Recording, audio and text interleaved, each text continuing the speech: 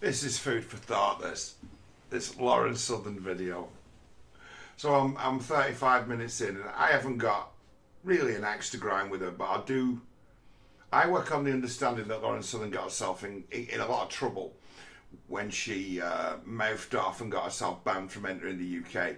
When you hear things like intelligence sharing between countries and alliances, it's like you acted the go and mouthed off that you're a big deal coming into the UK, and they've told everybody that you mouthed off like that, and you weren't on anyone's radar until you put yourself on it, because so many other people who are far more dangerous and effective than Lauren Southern have been allowed to come and go in the UK, and nobody said a word to them because they didn't run their mouths and appear like fantasists. And it'd be a matter of that. The story she tells of, it's like she's naive, but she would never have got the opportunities in life that she's got, that have got to this place, if she wasn't. If she had an idea what the world was, she might have chosen a different path. But she didn't, and she mouthed off like a know-all for a few years. And this is something with her. It's like she's been basically, she's got herself involved with a guy who was willing to like jump on a plane and fly 5,000 miles on the chance of a shag. She has. And it's like, wow. And it'd be a matter of the trad thing. It's like, well, you know, the trad thing can be a script. It's like, send all the right signals to somebody that's saying, oh, I'm into the trad thing. It's like, I'm a trad. I want a trad. And people are like, oh, I want a trad too. The great dream. And it's like, it's just a grooming tactic. It's dishonest. And it's really, really sick. It's the grooming tactic that hurts people the most. I'm yours forever. I'd like to have the traditional life. And you're thinking, wow, I'm going to get the fairy tale traditional life. And you don't. It's like the cheapest grift. The cheapest and easiest way to groom people. And she was putting it out there. You see, this is the thing about the failure of the right?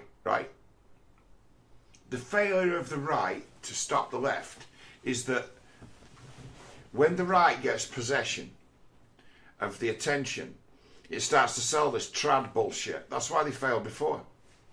It tries to sell this trad fantasy to people who yearn because of their fucking weak minds and strong genetics.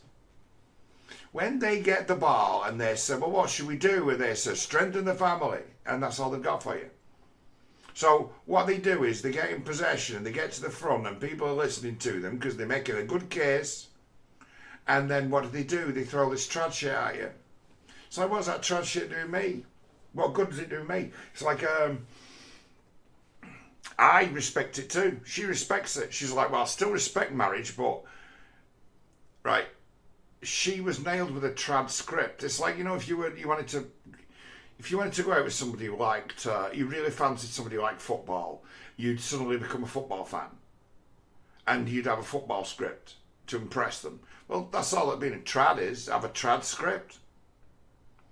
A trad script, like any other lie you'd put on a dating site to impress somebody, to make you seem attractive. That looking for a relationship, possibly even more, looking for someone who wants to be a wife and have babies and it'd be perfect. It's like, that's the best grooming tactic available at the minute when you've got an issue with people who are thinking, if I could just find love, it would solve my mental illness problems. It's like, this one, right? I've watched her videos this far, and it's like, she's playing dumb about psychology. She can't be as thick as she cracks on she is. She's making, in some way, making excuses and not going into any details as to her part in any major conflict with the chap. But she describes being the glummest creature in the world for months and say that it's not her fault. And it's like, well, you're part of the cycle there, kid. So you're playing an active part. It's like gaslighting is ambient and sometimes silent. If you speak of being terribly depressed for months and months and months around this guy who at one stage flew to the other side of the world to get in your knickers, he'd be feeling a little bit cheated that his missus is a bit of a glum cunt who mouths off about being a massive big shot who's being targeted, who's being banned from doing this, and that being with her is controversial. And it's like, you're a glum person and you've actually given him an excuse to discard you. And you think you're brilliant because you mouth it off. It's like, this person, she is not without value, right? But she's not what she thinks she is. Those who understand what she is are like, yes, she's got some value. She's not stupid. She's inexperienced and she's got she's hurt, right? And she's trying to move on, if you like, but she's trying to move on, continuing the mistakes that she made in the past. She's like, hey, good luck to you. It's like you're somebody who talked up the trad wife thing, which is a grooming technique that works for men and women. A grooming technique that works wonders and causes devastating damage to people because it makes them feeling so fucking disappointed and betrayed and let down all at the same time. Stabbed in the back through the fucking heart. Right? And then people have got these fanciful notions of what it might be to be in a trad marriage. And they get there and it's just, well, I've lost all my independence and privacy. And then suddenly they realise that that meant something to them. And then they find reasons to be disappointed. And it's like, you know, some people are a little bit too long in the tooth for marriage. Set in their ways. And it'd be a reality. It's like you passed your peak.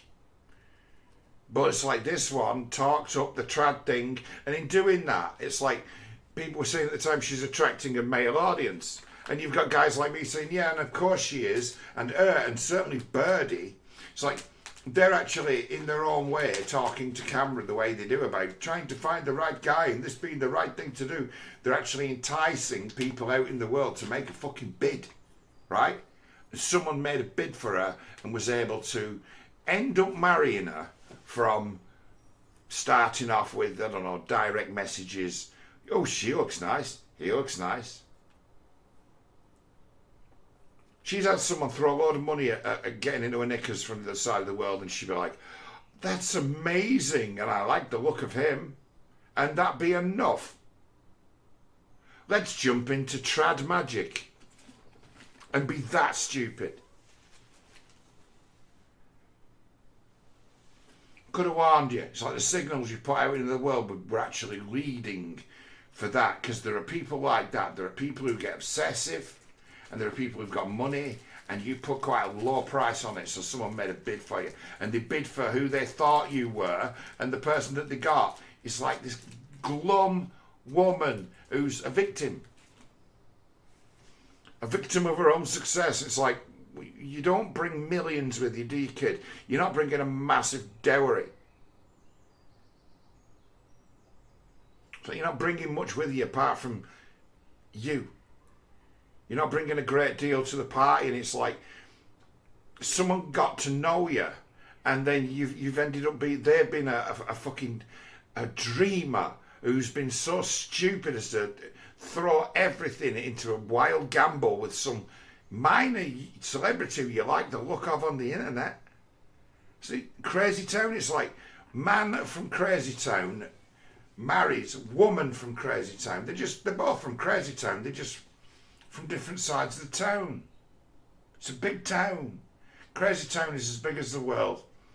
People jumping on planes for the chance to shag a stranger that they've met on the internet. So that don't usually end well, and this didn't. And it's like, do you think anyone might have ever tried to talk a word of sense into her head about things like that? And it's like, yeah, everybody. Like, yeah, he is everybody, isn't it? Because you can put it there, can't you, and say, if only someone had had sense, if only we'd have been friends, I could have told her and warned her. And it's like, no, that's just total shit, John. The truth is, everybody will have warned her about her conduct. Everybody. And she'll have done it anyway. It's like crazy, fanciful. It's like you prove yourself a lunatic to me, kid.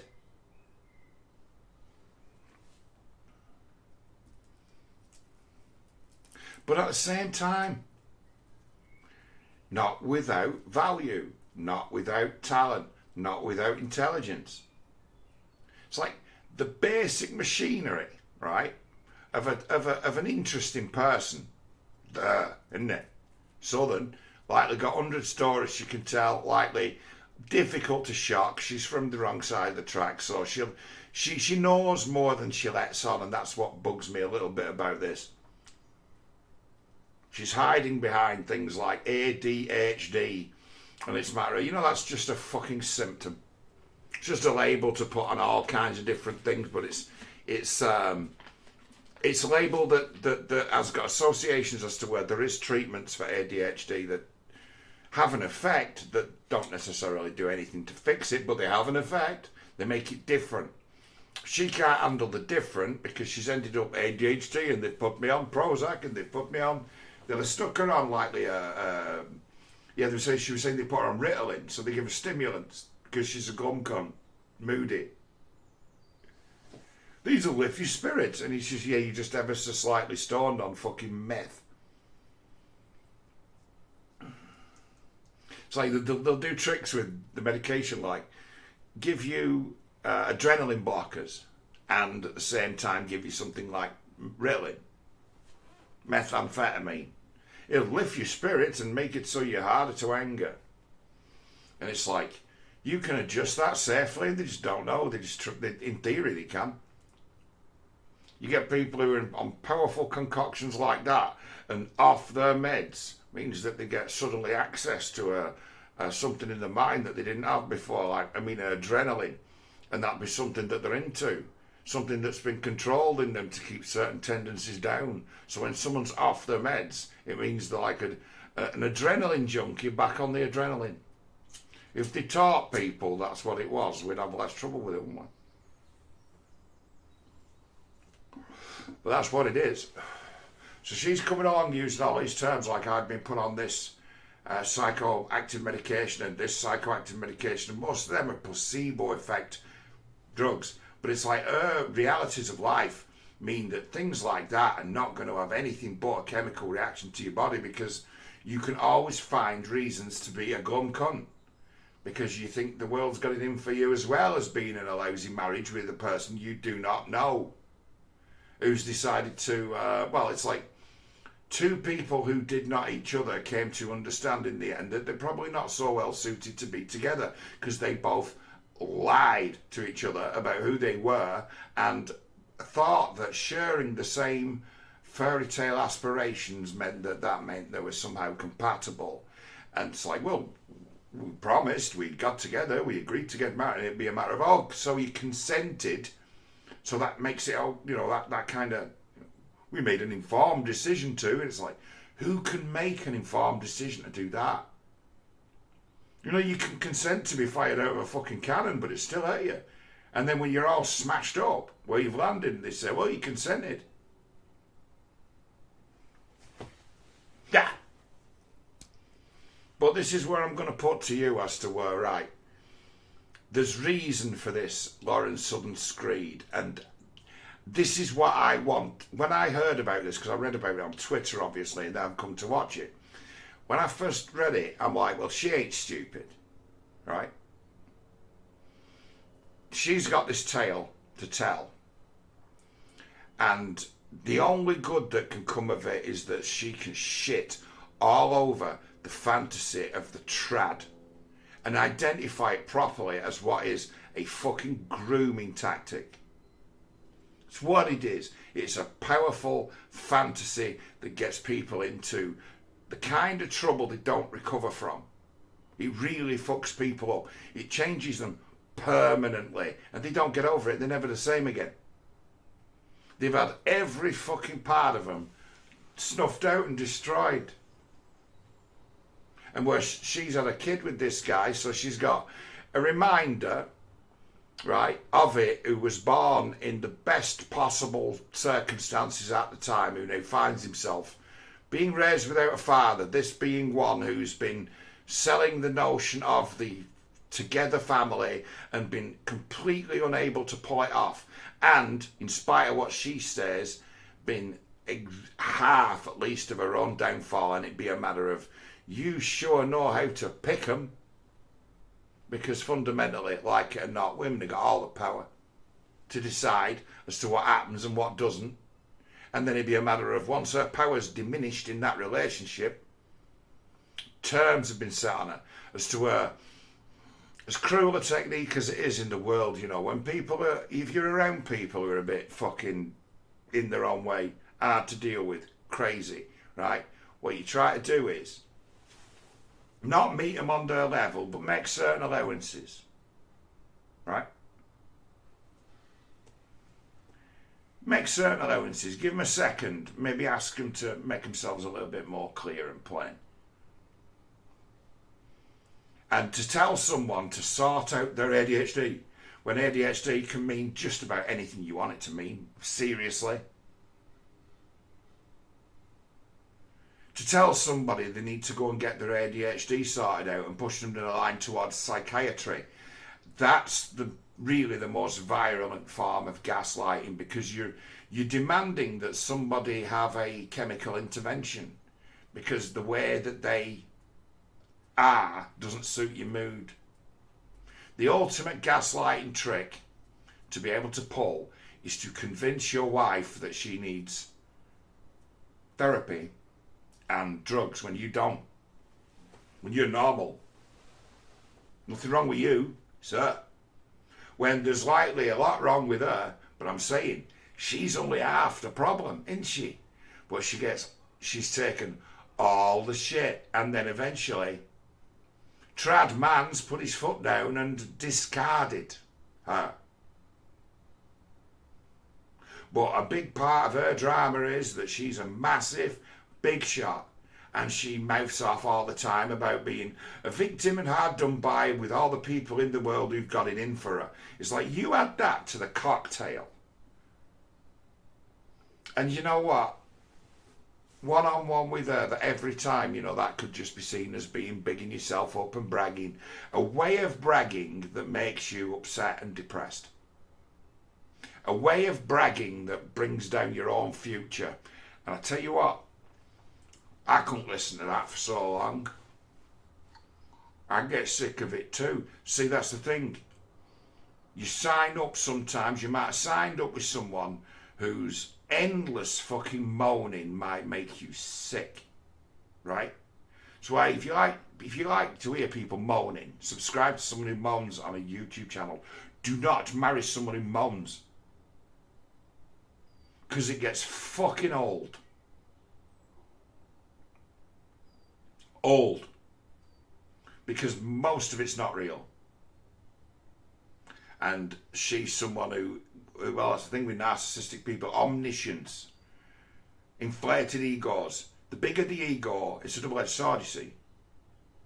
The bigger you see yourself, and then the bigger you see yourself as a big shot, the more likely you see yourself as being someone who's being targeted by the government and the security services, etc. When a straight eye looks at it and says, how old were you when you mouthed off to those fucking guys at the British border? Did you realise you were dealing with people who had so much arbitrary power to tell you to fuck right off? No. If you'd have been a serious person, you might have been more respectful, understanding that no one's really afraid of the cops in this country, but everyone who's got half a brain is afraid of the customs. Because they can put you in a bind. They can do things to you. They have got some fucking power. And it's like you mouthed off to them and they made an example of you. But you did it to yourself because, you know, most people don't mouth off. But we get to the bit here where she redeems herself. And this is the thing. By doing something that I've been trying to do for a long time. A long, long time. And that is, she shits all over the fantasy of the trad wife. This is something that people are afflicted by, a fantasy, something that they'll pay money to hear about. They'll sit and they'll fantasize, and it makes them vulnerable to any old grifter who comes along promising the fucking earth. She has been conned. and also conned herself. But the guy who decided to invest in her, you know, signed up, jumped on a plane, he conned himself first. This is one lie on top of another lie on top of another lie, and these two people had a kid. But here she is. In a partner is fine even if it's just on paper or just verbally expressed but not practiced. Meaning, I mean, really, in the case of our marriage, not only did we lack the community for accountability, but we lacked the very God that we had vowed ourselves under. So I don't know what sort of guarantee I expected anyways under these sort of circumstances. In fact, and I'll get to this later, a large chunk of surface level conservative... I'll answer that one for you. Actual God knows that you're off on the wrong foot and you had no fucking idea who that person were next to you, and he would have guaranteed you the outcome that you eventually had. Funny God. If you'd understood God, that vow you made in front of him was foolhardy and challenged God to destroy it. You don't understand God, you don't understand God's sense of humour, and you don't understand that God is the world's greatest ever designer of personalised prisons. And you don't understand that about God, and you don't understand his sense of humour.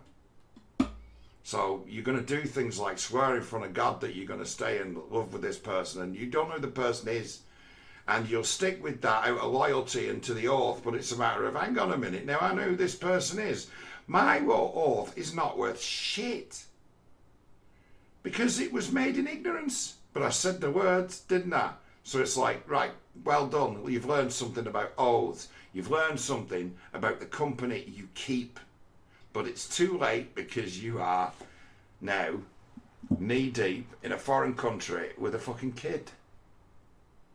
Well done. That's God. That's God's sense of humour. You make an oath in front of God to love, honour and obey, and that's what you'll end up with if you don't know what you've signed yourself up for. You've made a bet with God, and God said, well, good luck with that one. We'll see how you get on. The fact that she got herself involved with someone who was willing to jump on a plane thousands of miles for the chance of a shag should give her pause as to what her role in this. But she goes on to redeem herself. I'll give it her. From what she has been through, this is the right lesson that's teachable and transferable. She's onto something well done, like I said, not a person without value. Conservative politics today seems to be far more interested in selling men and women a convenient vision than in telling them the straight up truth. Although that is all sides of politics these days. But speaking of the straight up truth, I really wish I'd been a lot more nuanced with this quote I said when I was younger. Based on many studies, marriage itself is the most reliable happiness indicator. So while some people may have an awful experience, finding lasting, deep satisfaction is likely worth that coin toss for a lot of people. I still agree with this technically, but it's funny how you can... You got checked on it though by real life. Oh dear, the people don't understand God. There's God again. Say something and just gloss over all the parts that are doing all of the work. While some people may have an awful experience, deep satisfaction is likely worth that coin toss. Yeah, massive lie by omission. In essence, asking people to gamble with their lives for something that's elusive that they can't put a name to. That was the trad game. It's like a conjuring act with the good selves as eye candy. I like how shoe on head never lets on that she's a trad anything or that she's in any way available. And I think she's like cute and, what's the word? Sharp, quippy, dangerous with her mouth. And it's like, I'd never for a minute think that, hey, you know what, I'd have a chance of her if I just sent her... No. Like, she doesn't send that. She doesn't try to play that game. She knows she's cute. She plays on that she's cute. But she ain't someone who plays that game of do the trad thing. Never set herself up as that kind of bait. She did, talking like that to a broadcast audience.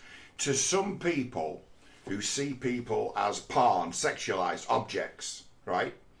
She could have been said to have been putting herself in a Amsterdam shop window available to the biggest and the best Bitcoin grifters.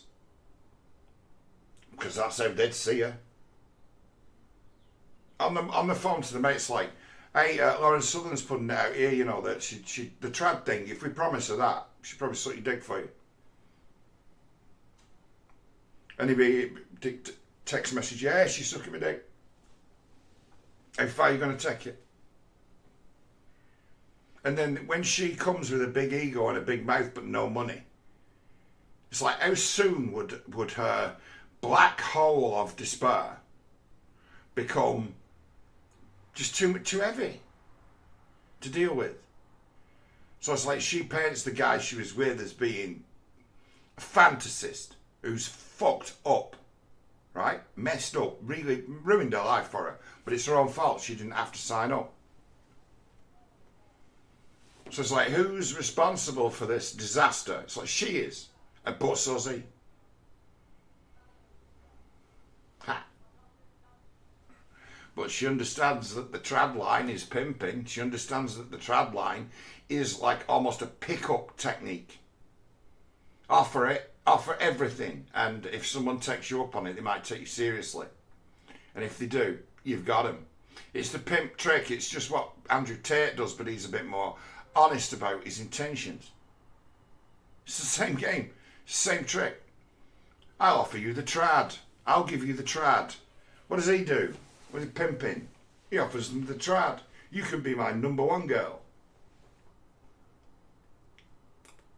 Ha! It's like there's a few different variations of this game. It's like, did she realise she was playing this game? It's like, well, she might have had an eye to it. She's a young girl. She likes attention. Sure, she likes cock. Gets a lot of attention. Would be someone who'd be used to male attention. Would be used to, depend generally in her lifetime, people being out of their way nice to her, who were generally members of the public, or strangers, acquaintances. It's like, what a fool to have played this game and lost when so many have played this game knowingly and won big. She played it and lost because she fell for her own trad bullshit. Now that is God telling you a story. That is exactly how God operates. That is the God I know.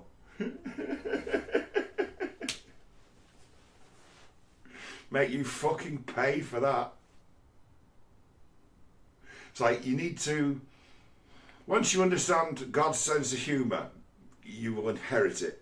And then be like, do I know something?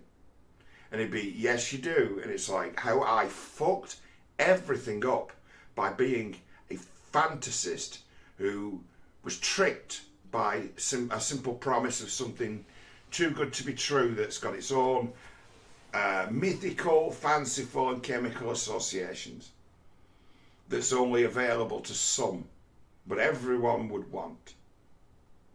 Really. It's a fucking good tale. Stick the boot into the trad, please, and I'll consider you even as to you've actually done some good. I would take her, if she's able to destroy the trad and that be a target, I will put her in the plus column as to effective from ineffectual. If she disappears from the world having stuck nails into the trad act, whether it's played by men who are projecting that that's the way to live and then hitting on women, oh, that must be the one, he's not like that, and well, yeah, he is. Or whether it's women who are putting themselves in essence up for sale to the highest bidder, to the best guy who come along and give the best trad act and be good looking with the trad. Come across as being this stoic and wholesome, where stoic and wholesome, if it's real, it's a reaction, not an act. And when it does usually rear its head, you don't fucking want it. It was a great one-liner for owning the libs at the time, but I probably should have spent a lot more time pondering, what about the people for whom that coin toss didn't work out, who don't get deep satisfaction, because that is a large portion of the population. Yeah, you probably wound every single one of them up with your bullshit. I'm just saying, they've been laughing at you and waiting for you to make the mistake you've made. Waiting. Knowing that it was an absolute knocking bet that that's what was happening and that's what was going to go on. Just saying, it's a bit telegraphed when you understand it's on fucking rails. I'm glad she's learned. What exactly do people like 20-year-old me have to say to them? That's not a rhetorical question. I honestly don't know. I mean, listen to past me. I just breeze over those caveats as if they barely exist in the midst of what is otherwise an infomercial for marriage. And just to be clear, again, since I know people will misconstrue this, yes, I still believe in the importance and the sanctity of marriage, obviously. Just because I have had a rough experience myself and made mistakes myself does not mean I should or would ever bitterly discount what can be a beautiful thing for many others. To give you some advice, and I've never been married, don't put designs on people. Take them for what they are. Do not put designs on people because they will really disappoint you. Don't ever try and fix anyone. If they're one thing, don't think they can be a fixer-upper and I can give her confidence back. It's like, if you can give her confidence back, there's something wrong with her and you don't have magical powers like that. Like, take it as you find it, have a sense of humour, understanding that the people in life you may have a chance of a realistic, romantic sort of escapade or adventure with would be at least as broken as you to end up in that kind of position. And as set in their ways as you might be. So the only place you can actually meet is on the level and understanding that you're dealing with someone who's extremely idiosyncratic. So it's like the chances of your trad anything don't exist. There's no foundation for them to exist on. You can make rational distinctions as to who you might want to spend your time with, and then in life you get it as to where you get older and people who are histrionic and think that they're just the bee's knees and think themselves as targets of harassment and controversial figures. They might find themselves in the company who finds that funny, and that be enough. And they just find someone who knows how to deflate them by turning it into a laugh. As to say, that narcissism and your fear will fucking destroy everything, you know. People do adapt to each other. Battered old war horses, sometimes, right, learn from where they fucked up and get off on the right foot late in life. Or even enjoy companionship. And it doesn't need to be hot love and sex all the time. It's like, if you've got romantic notions in your head, you project them onto others, and that other you'll project it onto either projects it back or knows that they can take you for a ride and you don't know what's going on. No chance of ever knowing. And you might have just fallen for the trad spell. In the same way as she fell for the trad spell, and she's also under the targeted, the killer of omniscience and omnipotence and narcissism, which is the targeted individual spell. That's how you get rid of someone who's a narcissist, by driving them mad. Is that you feed the narcissism with the notion that they're being watched, that they're on the verge of being arrested, that they're on the verge of being dealt with for the things they've done. So it's like, I'm a big shot who's in trouble. It feeds an ego. So once they get into that, once they start playing that, that's a track they never get off. And it destroys them, because it destroys all the relationships, because they become exceptionally boring. Trying to find ways in which they're being attacked, trying to find the attacks, going out actively on the internet, looking for the criticism, looking for the hate, We've seen this happen on the internet many a time. And it's narcissism feeding on what's left of the fucking broken corpse. And it's like, while she's at a time as to where her ego's been deflated, she might not want to be trying to rebuild it like this. Because she'll make the same mistake again. She'll suddenly feel mentally healthy again once she's getting the kind of attention that she likes. And then send out a message of, oh, clear, I feel much better. And it'd be, oh, magic rehab. Okay, magic rehab. I know something about magic rehab. Magic rehab, you know, sometimes it works, but no one really knows why or how. Magic rehab. The problem is that in said infomercial, I spend a ton of time dwelling on the benefits of marriage to people without spending any time talking about how or why those benefits occur. I make it sound like just getting married and having kids will instantly make you happier, more fulfilled, and more likely to be rich and long-lived than being single. Like, getting married was the final boss of life, and once you beat it, everything is just gauzy post-game where nothing can go wrong. This is clearly not true. Yeah, it's fucking insane. It's to put a barrier up in front of someone and say, right, this is something that's really hard to attain. But once you've attained it, you'll be right then. And you get there and you go, now what? But you throw up a barrier with it. People say, oh, well, you don't know anything. You're not married.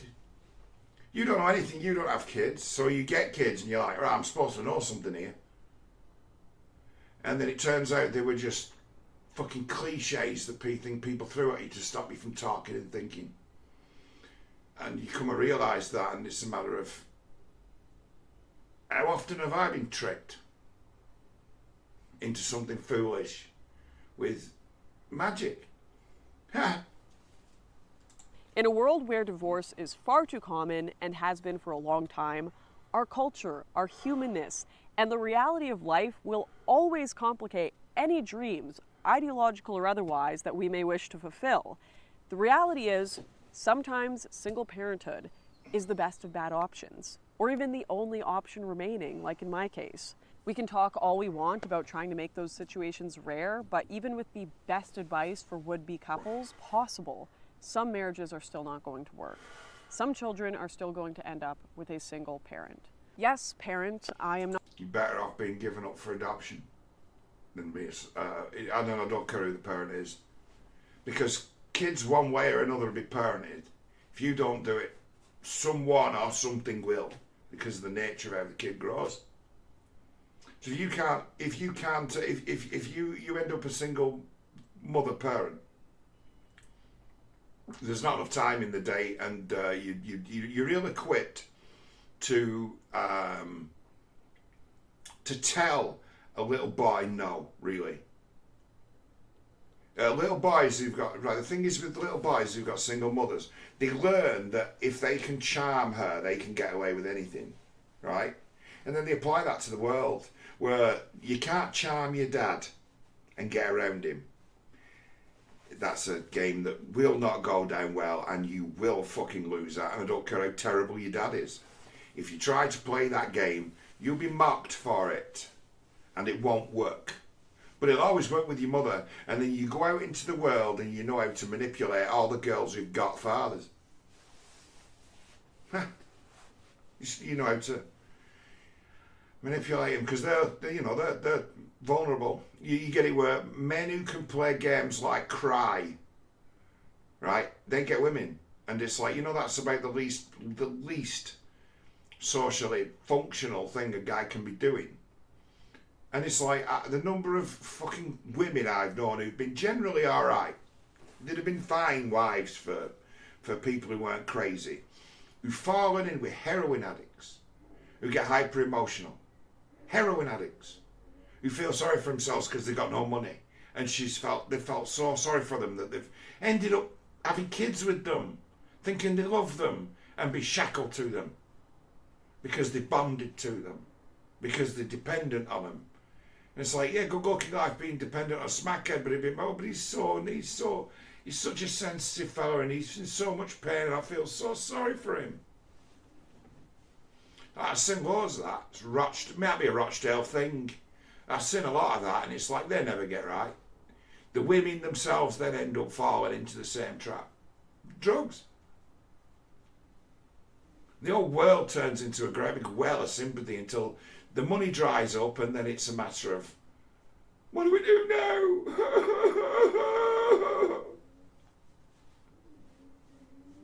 It's like, really, people?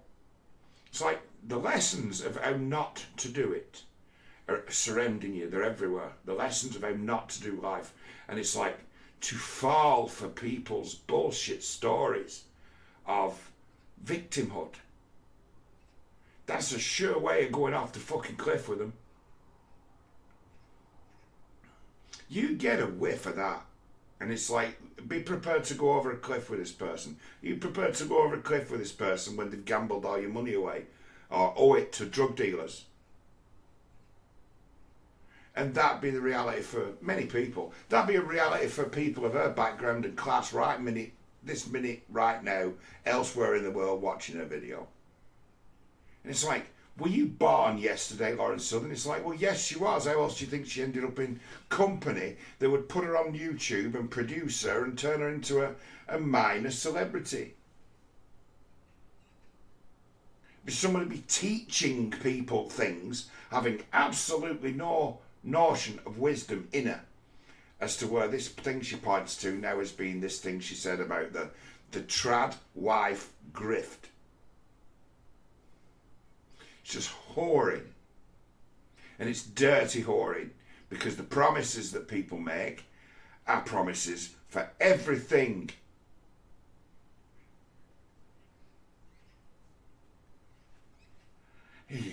But does she kill it?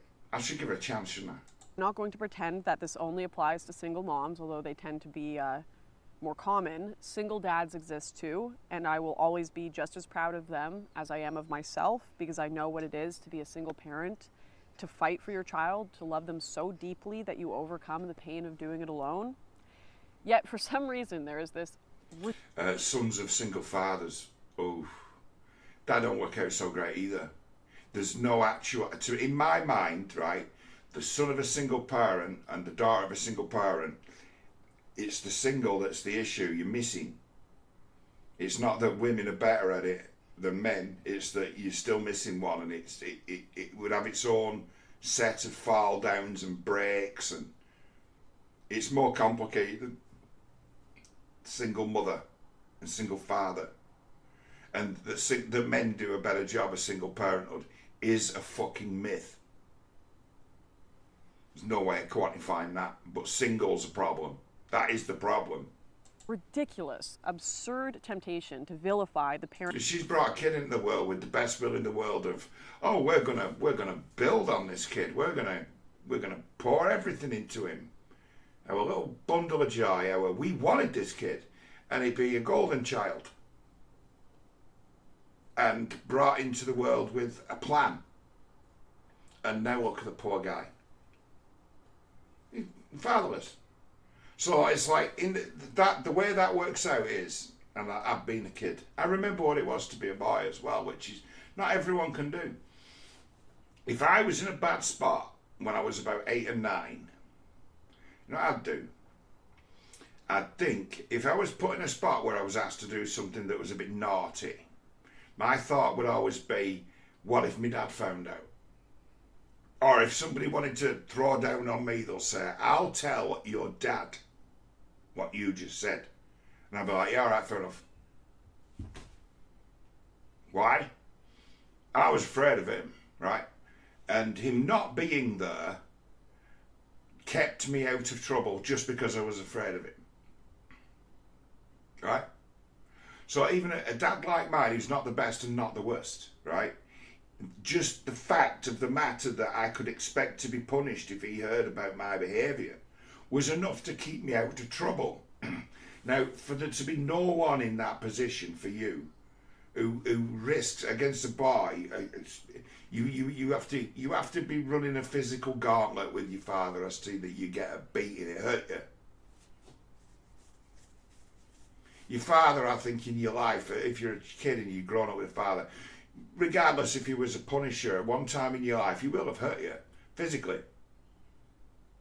Might not have been hit, struck, but he'll have hurt you.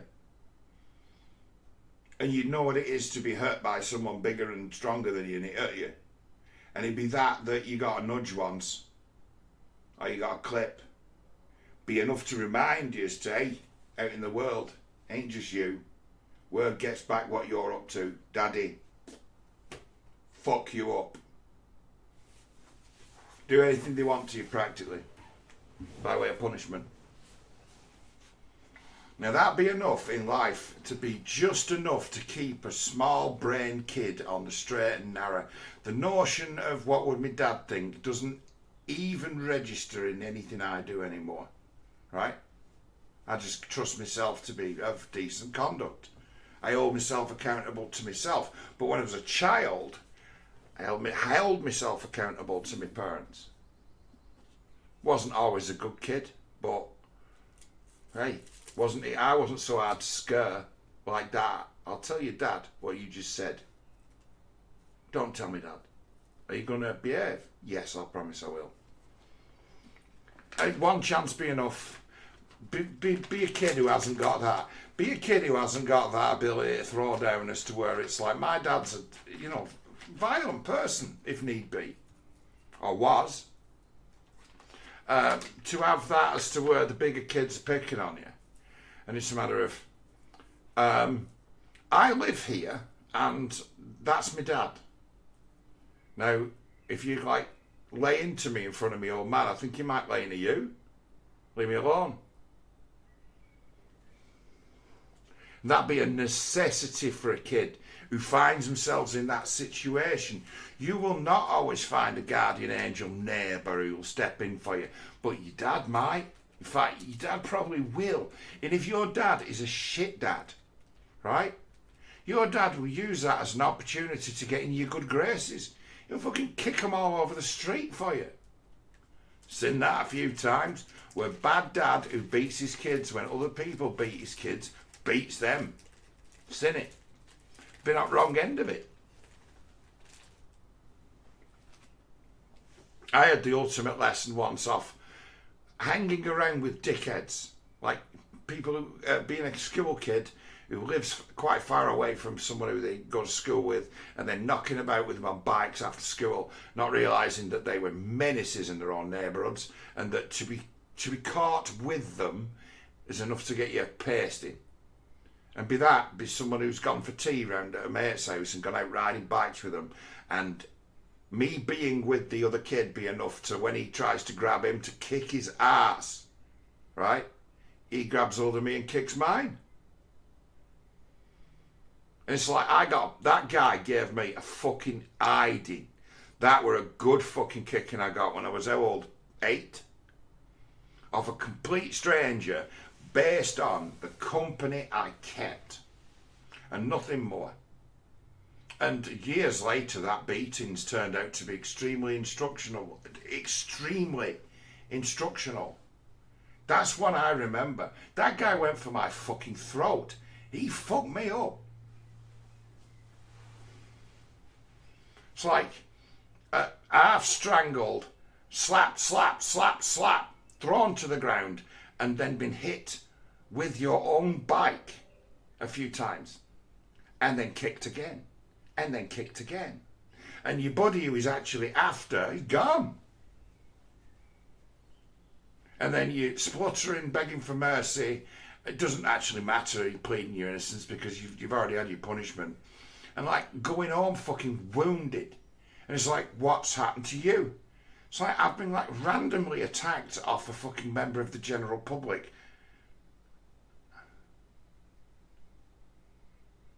What were my parents' reaction to that? Well, you must have done something. That's real life. That's why you need a dad. That kid who I was hanging around with had been harassing that guy's daughters ceaselessly. And they were 6 and 7, and he was 8. He'd been endlessly harassing them, and himself moved away from this town to go to pastures new because of the problems he was having, because he'd fallen into the company of another kid who'd completely corrupted him. The other kid who completely corrupted him is dead, has been dead for 35 years. How did he die? Well, it looked like suicide. Just saying. That's real life. Fall in with kids who are dangerous troublemakers when they're 6. Terrors. And it's like, where did they learn that tricks from? Well, it looks like he's been messed with, sexually tampered with by a kid of about 11 who's teaching him all kinds of cruel tricks. You're like, what? It's like, yeah, there's some gay shit going on being instigated by an 11-year-old.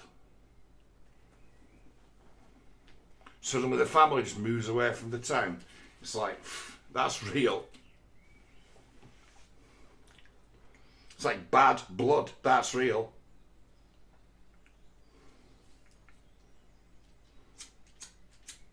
So nobody addresses that. They're like, right, do you want something in your life that will guarantee some fucking bad blood?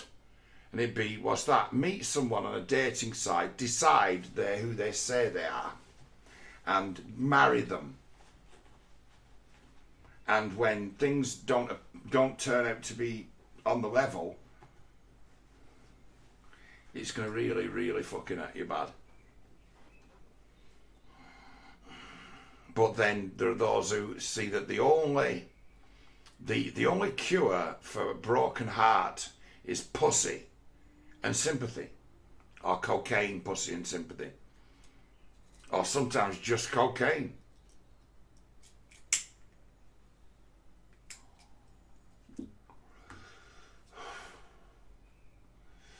I've seen it, me, where glad who's been married for years, kids, wife decides to cheat on him, to shit test him, thinks she's not being valued enough, shit tests him, and then eventually torpedoes the whole thing. He goes fucking doolally, ends up having 3 months off work, spending all his money on fucking cocaine and drink, and have everyone in the world give him bad advice about what to do. You take that bad advice, and then the next thing you know, he's on the arm of some horrible fucking fat woman who's decided to snap him up on the rebound, understanding that he's an earner who'll bring her some money.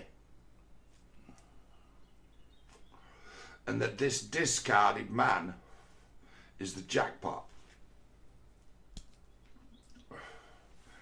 And I see them, they bounce from one into another, and it's like, not that you've traded down, but it's like, the whole thing went fucking tits up for you only 2 and 3 months ago, and now you're planning to get married to this one.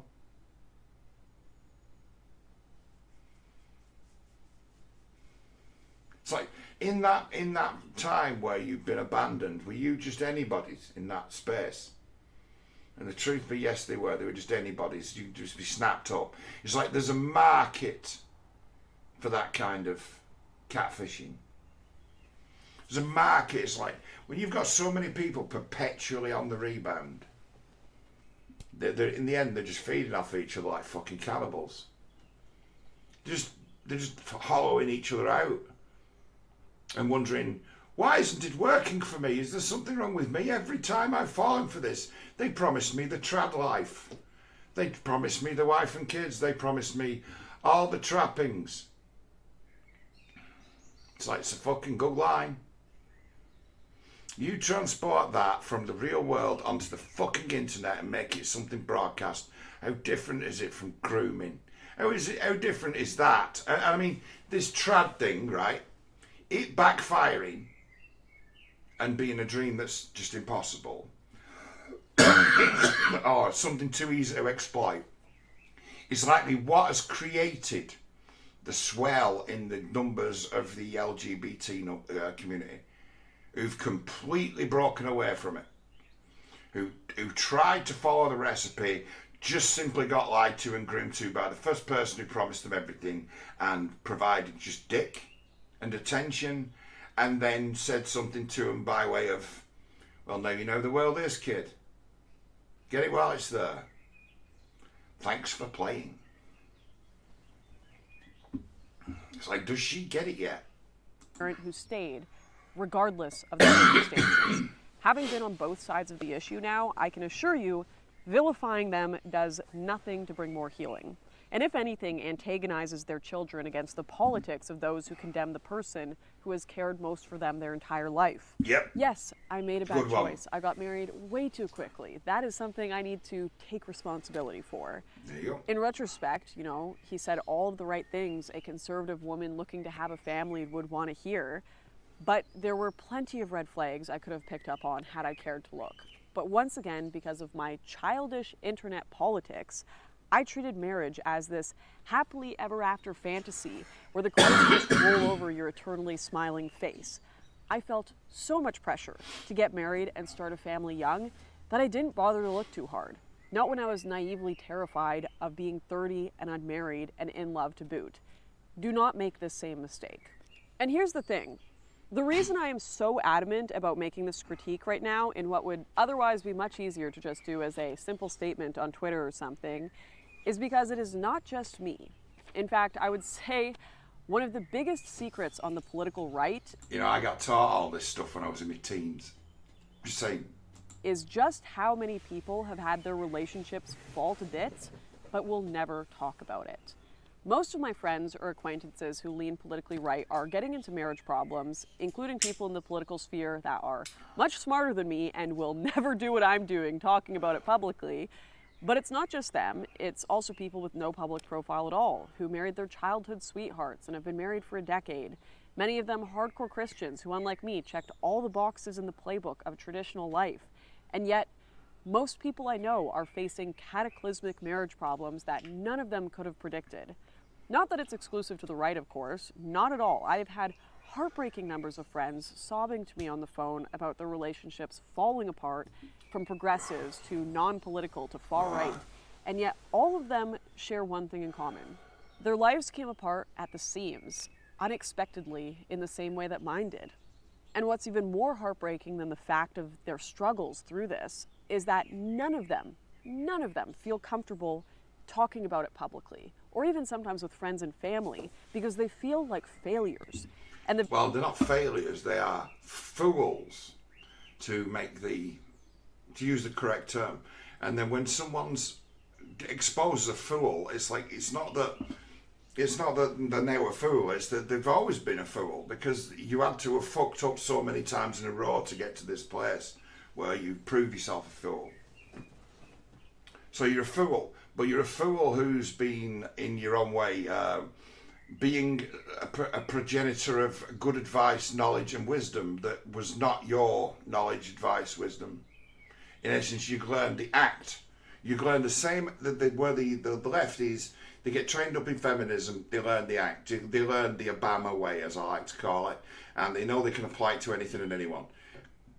So it's like, from there, you can come up with a genius right-wing script that tells people who are looking for certain characteristics in people, you can give it to them. And it's like, it's not that difficult. It's not that difficult. You can deliberately, if you want, appeal to a right-wing audience and tell them exactly what they want to hear at any given time. Easy. They're probably the easiest people to grift of all time. So it's a matter of, when you find out, this is the thing where the left have built their empire on right-wing grifters turning out to be shysters, people who played it absolutely straight, who turned out to be degenerates like them. So the left's game is to prove their opposition, that's in a way pious in their eyes, as being a degenerate like they are, right? That's the game.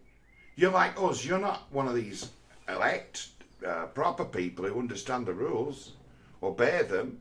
You're not really that. You're like me. You're corrupt. And I'm going to prove it. They decide, well, anyone who's actually, and the left actually decide, anyone who's playing the trad game is definitely huckstering, because they've been fooled by it too in the past. So someone who's been tradwifed and then just fucked and left behind with a kid, right? She's thinking, oh, they're playing that game that I fell for, but I'll never fall for that game again. Ever. So they will look at her and immediately, because of what's coming out of her mouth, call her a grifter. Because she is, she just doesn't know it. But she's peddling like a 1950s grift, right? There's something major I'd like to add, right, to this. The left are superior to the right because they do not need this fantasy in a search for meaning. Their revolution against reality is that meaning for them. They're not looking for anything elusive. They're in the war. They're not looking for anything elusive. They've got the purpose they desire.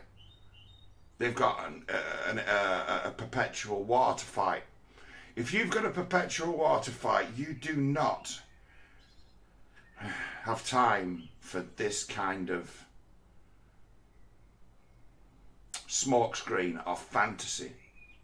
It's like the right in propagating this man-woman thing, trad, right, to a general audience is setting them up to fail. And it's also endemic that they've got no ideas about how to combat the left, because when they get the podium, all they do is say 1950s ideas.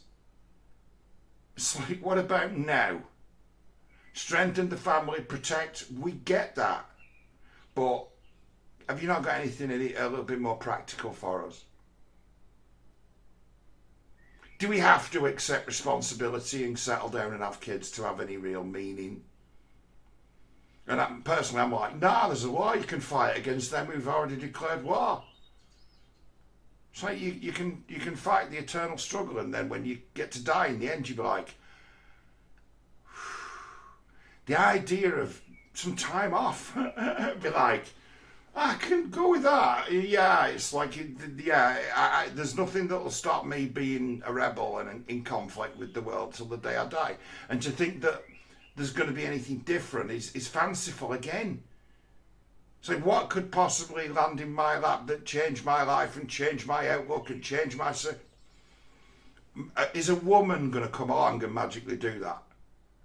It's like, do we believe in fairy tales? It's like, well, some do. Some are captured by them, and it stops them being more effective people. She'd have been more effective if she'd have stayed a single woman and just stayed off the dick and learned how to say no, and then in learning how to say no, learning everyone's tactics, and then be a matter of, hey, you know what that dick said? It's like if she'd have found herself in the right company of people that she could trust, who weren't all those backslapping and talking about views and what's the latest outrage that we can generate some clicks from. If she were looking to do some meaningful work, she did not find herself in the right crew of people. She's been surrounded by chancers like her who will blag it and really don't understand who their audience is and don't understand that they're playing the part in a fucking grift that's actually fueling the left while they're being fueled by the left themselves. And it'd be a matter of, if someone had paid me enough money, it'd be like, John, we'll pay you millions to undermine all these people on the right. And it's like, yeah, fine, I'll do that. It's like, well, how do you do it? It's like, I will convince them that they're being investigated by the secret services. How would you do that? By telling them that they're being investigated by the secret services and it not be true. You're like, would that work? Oh yeah. Because they'd start to find other clues in it once it had been suggested. So you'd only have to put one frightener on them to put the bug in them. Just do what the gangsters do. It's like, do you think this kind of shit's off the table? It's like, there are those in the world who do take this war seriously, who might see Lauren Southern as being someone who'd be worth taking out. And how would they take her out? They would, one way or another, convince her that the secret services were targeting her just like I would. See, this crew, I've had all of my know-how and fucking nasty tricks brain to counter all the fucking crap in the world. And, you know, never once have any of them ever responded to an email or a DM from me. Ain't that a thing? It's like I've emailed people and said, look, your life is about to fall off a cliff, and I've not been meaning to curse them. They'd be self-destructing live on the internet, and I'm like, look, it's like, you need to talk to a stranger who knows a thing or two about. It's like, because no one's able to reason with you. If this is where you are, you need to speak to a complete stranger, because all the people around you have failed to fucking stop you falling off the fucking edge. You ain't listening to no one. It's like, talk to me, I'll have a word with you. I'll probably get to the bottom of your fucking problem. No one ever gets back to me. And it's like, you know, sometimes it can be so simple as this delusion of big deal.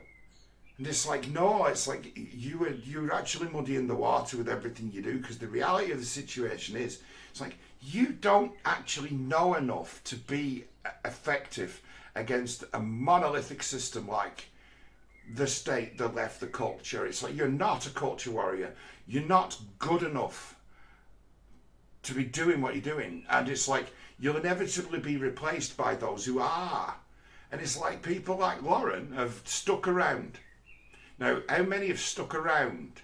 She sticks around because she's no money. Sorry to say that, but that's the case, isn't it? She's not got the money she had. And her only actual way of making herself a few quid is to lay on the grift. And it's like, that's unfortunate. That's bad. It's like, I feel sorry for her. That it's like, the only way in which she can get any money in the world is to lay this on. It's like, I struggle for money, right? But I don't get advertising revenue. I get about, well, I do, but I get about 60 quid a year. So I can't rely on that. So that's not what I'm doing. But it's a matter of me. It's like, you get in contact with me when you want to talk to a stranger and you want to try to get to the bottom of something that's fucking with you. And it's like, when someone gets in contact with me and says, John, I'd like to have a word with you about something. If I'm around, I'm like, if they get in contact with me, they got something heavy on them. That they can only tell a stranger who knows a thing or two and who's heard a few stories, because it's a funny old grift I run. It's a funny old grift, that's the stories I hear. And also that I leave myself open to any person on the internet to get in contact with me, and they can be as crazy as Charles Manson, and I can operate on that level of being that crazy and omniscient and omnipotent. So I can take anyone on. And I'll tell you, you've got no idea who you're up against with the left. It's like they've got this notion of not identity. That's a bad word. This notion of purpose and meaning. They've got that. You're searching for it in fairy tale land, and the left have it. Revolutionary spirit, they've got it. They don't need to know, why do I continue? Well, you need to build a nest egg, you need to, and then it's a matter of, maybe that's not what you're suited for. Maybe you're actually suited for war. Maybe you're suited for actual conflict. Maybe that's what's in your blood. And maybe this notion of a trad existence is haunting you and actually derailing you. And you need to drop it and understand that those who you're up against have long since abandoned any notion that they might have trad life. And it makes them, in their own way, stronger than you. You can't go after their kids. You don't understand who you're up against. They're far more serious about fucking with you than you are at attempting to reason with them. Because it's a matter of, if reason worked against madness, there'd be no madness in the world. And then from the other side of it, they're like, that fucking idiot's trying to reason with me. He's trying to reason with me. This guy's trying to reason with me. from what you could already see as an indefensible position as to where you're living in a different world. And to be a whole side to the leftist, its own wisdom as to where it's in its own way quite profound in what they can read as to where the conservative message is already a failed message in the real lives of those people. It's already a myth that proved itself unreliable. So they found something better that suits themselves. It's like, maybe is there a chance that Lauren Southern might now actually realise in that where she's basically caught herself wrong talking out of her ass, might she realise now as to why she is ineffectual in a culture war against the left? Why would the left ever target someone who's so helpful? Why? I mean, the whole lot of them will outright fucking silence me, say, don't talk to that crazy bastard. And it's like, why? It's like, because I'm dangerous. That's why. Dangerous in my ideas. They can't handle me. What would ostensibly, if you were to draw a line, be my side, can't handle me. So what chance have they got against the fucking left? If they can't handle and they would silence dissenters on their own side who can throw a bit with the mouth and know a thing or two, well, my opposite number on the left is destroying you deliberately. Playing games like I'd play, that don't play, that would play if there was someone to play with. It's like, fuck the right, fuck the conservatives. It's like the side that will win will be the emerging left that annihilates the LGBT. The genius level leftist has got you by the balls because he understands your position better than you do. And the game of race is a deliberate game designed to confound you and enrage you. Deliberately. And it's such an easy game to play. If I wanted to, I could become a race huckster tomorrow and be probably the best there is. It's that easy. But I wouldn't do that because that would be a terrible act of bad faith, and I don't do terrible acts of bad faith. So it's like, as far as humans go, Lauren Southern, 716k subscribers, is for 716k subscribers, and somebody thinks she's the big shot she is an incompetent who only came to realise maybe 2 years ago that she was even born because she suffered some real fucking pain. But can she put the nail in the trad wife that gets them all talking and blows up the gig of all the others playing the same game? Gets them all chipping. Upsets Brittany Tits Ventney because she's got something going on, hasn't she? With her audience, it's like this is like a cam girl show with just clothes left on, in some regards, but she puts it out into the world that she's a witch of some made up order who practice some kind of doctrine as to where she hides in plain sight that she's a grifter who's got a strange narcissistic fanciful and endlessly malleable fucking ideas. In herself a dangerous person. It's like there's many of these still scraping around, and it's a matter of you've been grooming these guys with this stuff, using yourself as advertising. And you know what, one of them proved that if you were to pay enough money you could put your dick in one by grooming her on the internet and jumping on a fucking plane and going wooing her. Somebody actually proved it true that the tradwives were whores. The tradwives were actually for sale to the highest bidder, and that one was stupid enough to realise that she was stupid enough to fall for some guy who's just thrown his fucking lot in because he himself is a fantasist. Probably didn't even fucking realise he was a fantasist until he ended up in the same house as her. Woke up one day, so you're that fucking idiot off the internet.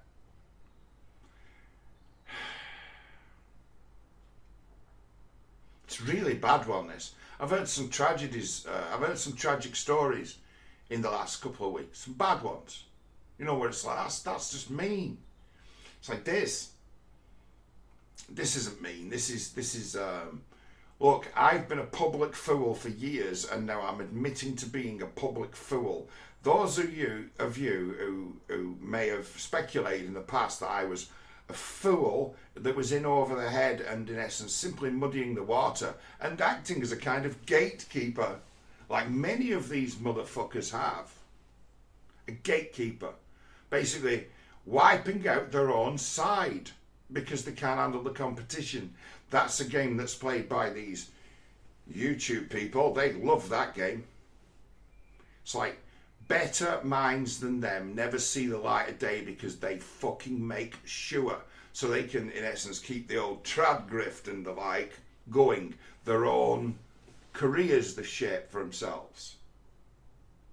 It's like there's something seriously amiss with this whole fucking movement, and it's a matter of this one, in a way, is exposing the meaty end of the grift. That it became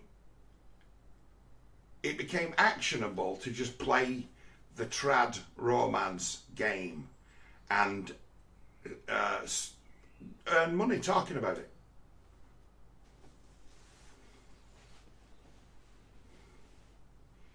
Go on, tell us some more.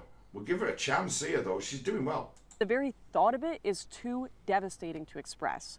And it's even worse for those in the public eye, because failing is definitely not an opportunity to improve on the internet these days. Oh no, it is not a time where you reach out for help from the loving masses. It is blood in the water. Which means that a ton of these people are stuck pantomiming marriages that have ceased to exist, stuck in this eternal dance with the corpse of a long-dead relationship because they are too afraid to stop moving and let everyone see that it is a corpse. You see, she's actually now winning me over.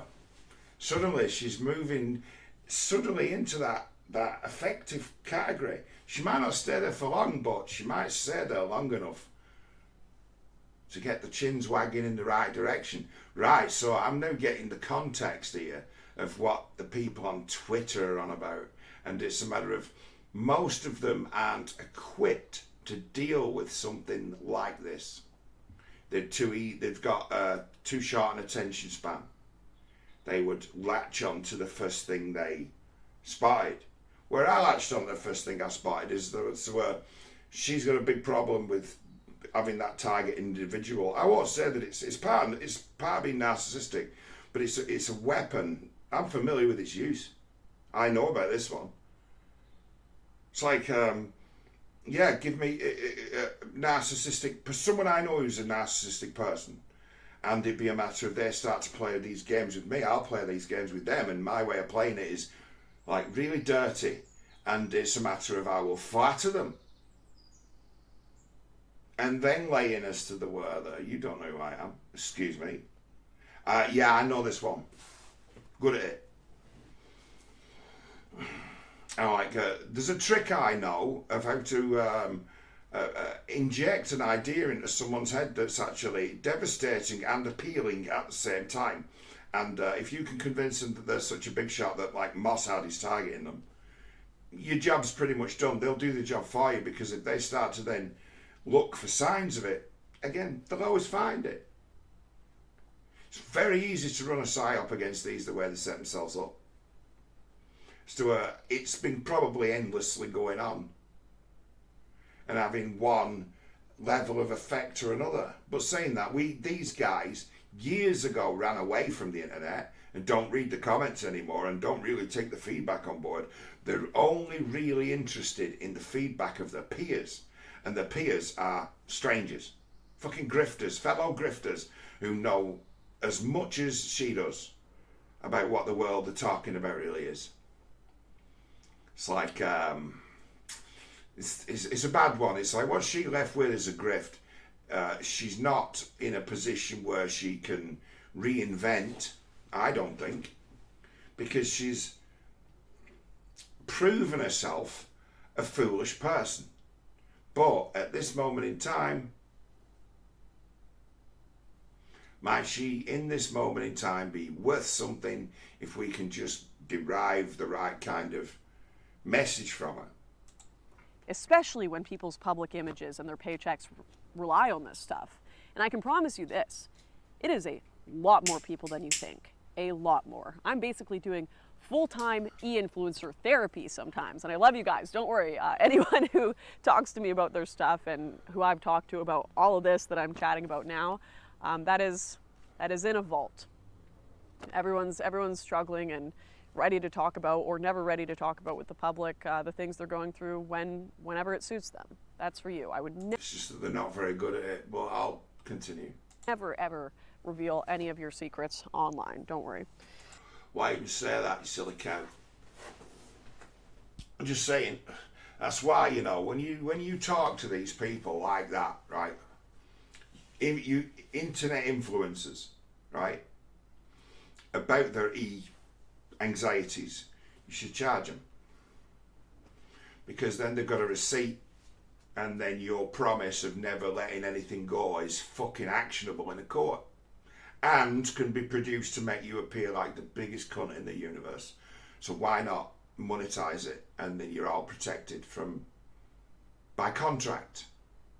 And it not be keeping dark secrets, it be this is useful, do it above board.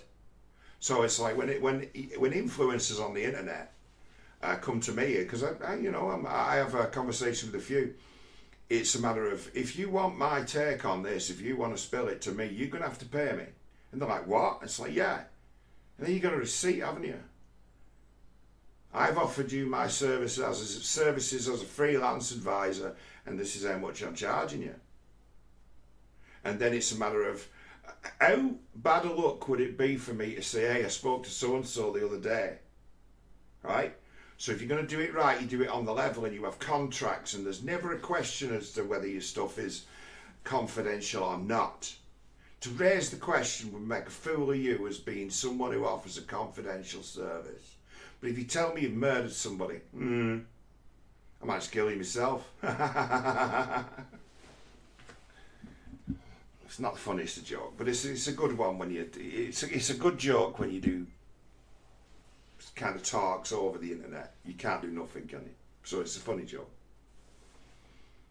But that's the thing, it's like these guys, right? I've had the chance, and to loads of them, I've had it in the past where I've had circles of people who've been like in their own way in a bit of trouble, and it's like dealt with them on an individual basis like that, and it'd be a matter of, right, I'm worried about this and I'm worried about that, and it'd be a matter of, right, you're talking them down because they fucked up. Most of it is to bring things in a perspective as to who is and isn't after you. It is. A lot of people, they get into this internet thing and then they're not actually ready for the feedback, and then you get a lot of it as to where the way that they found themselves in that position of being this person taking feedback, they've got no notion in their head what it is to take a bit of criticism of someone. So it's like a lack of life experience means that criticism can hit harder than it really needs to when you get people in the world who are in essence hypersensitive to criticism and in their own way perfectionists, and have to work with others because they never achieve anything on their own. So you get someone like that and you put them together with actual talent, and you get these YouTube people. It's right, she's, flaky thing, right? But you put it together with like Carolyn Robertson and his wife, and they're really good at making videos look professional. They're good at it. And they don't charge a lot. And you won't be able to tell a difference between them and anyone else for producing your stuff. So you take them and they're able to basically declare victory on it. They are not talent. They are not producing content. They are cutting it together, producing it. It's like if you've got that back stuff, you can be practically any flake in the world and be creating videos that will find an audience if you're like running along the trad path or whichever path you need to be running on to hit the audience you want to run with. But it's like the wherewithal to handle criticism from strangers. I don't think it's something that exists in someone who's 30 years old. You had to have been of the world before the internet, where people used to shout at each other across the street and used to, act the goat on the bus knowing you were getting off at the next stop and you couldn't escape. No, that sort of thing. You had to have played those games of banging on windows and giving people the up yours. You had to have played those games. And these guys haven't played those games. They can't discern what is a real threat from someone who mouths off on the internet, because mouthing off on the internet is a lot easier than mouthing off in public, unless you've got, the chops to deal with the opposition you're going to get. There are those who've got that and those who haven't, and those who haven't got it, they don't know what it is. So it's like, I'm not convinced that this person does not, I see no evidence that she is even socialized to look out for herself in a combative situation. You couldn't lead me to believe that she is. Nothing I've ever seen says that she is. She's been whacked and had bottles of piss thrown at her and been egged and likely hit with the odd stick, and it's like, why did that happen to her? It's like, because she turned up. Anyone could turn up. If you turn up, you get a wallop sometimes. But if you don't turn up, you don't. Nothing bad would have ever happened to her if she'd have just stayed at home. That'd be a fact of the matter.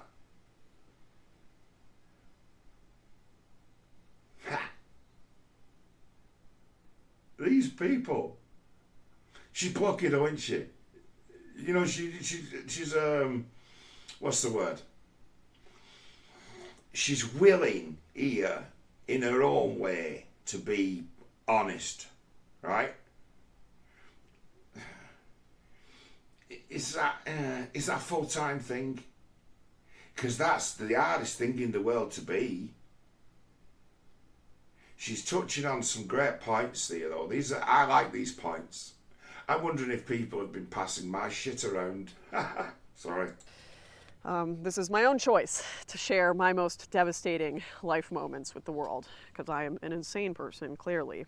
And, I gotta say, it is a tragedy that myself, among many others, have created a political and online culture that, quite frankly, has so little openness and understanding to the broken human condition that not only does it leave most of the people in the public eye skittering around in the background on secret calls trying to work through their emotional issues because they constantly have to lie to the audience, but it also, at the same time, because of that, does not prepare adherents of their ideologies for reality, because they're not hearing any of the realities of our lives. We yabber on all day about telling hard truths, but somehow those truths are only ever inconvenient for our enemies and never for ourselves, which means our enemies get more broken by ignoring us, and we get more broken by never turning that gaze on ourselves.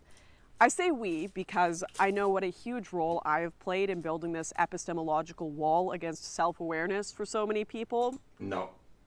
You're a fifth tier player.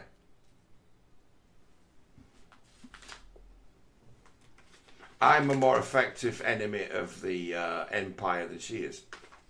She doesn't know who I am. She's a fifth tier player. I'm a silent Premier League player. A silent one. One you've not heard of. A ringer. When you're playing in a football match, it's like, oh, last week we hammered these guys. These won't be a problem. And then some guys playing for them, and it's like, have you ever seen him before? He's got a familiar look about him. And then you get him beaten because he's a fucking ringer. He's a professional or something like that, who's nobody knows his face, but he needs a game to get himself half fit. So he plays as under a false name in a shitty league. And I'm like that.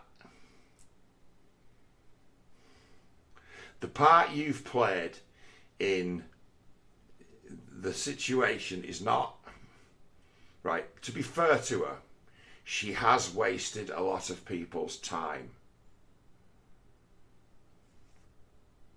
That's her sin. She's wasted people's time. And she's stood in the way of others. That's her sin. That's all she's really on the hook for. She's not part of any brain trust or any kind of intellectual elite at all. She's no.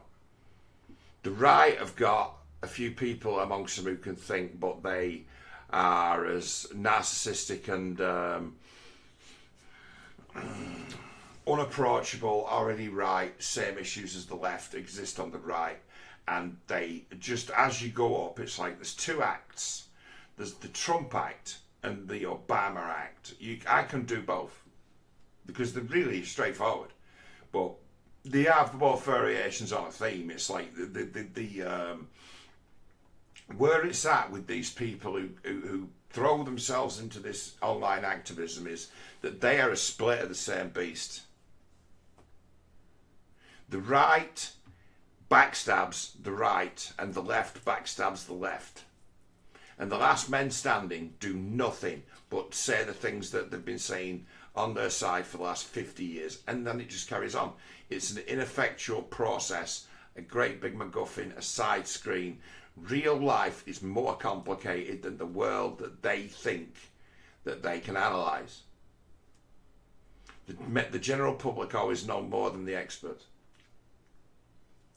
Now, the internet has given us a chance to bridge the gap between the working class, general public, and the experts. But what we've had instead is a new generation of experts announce themselves to the general public.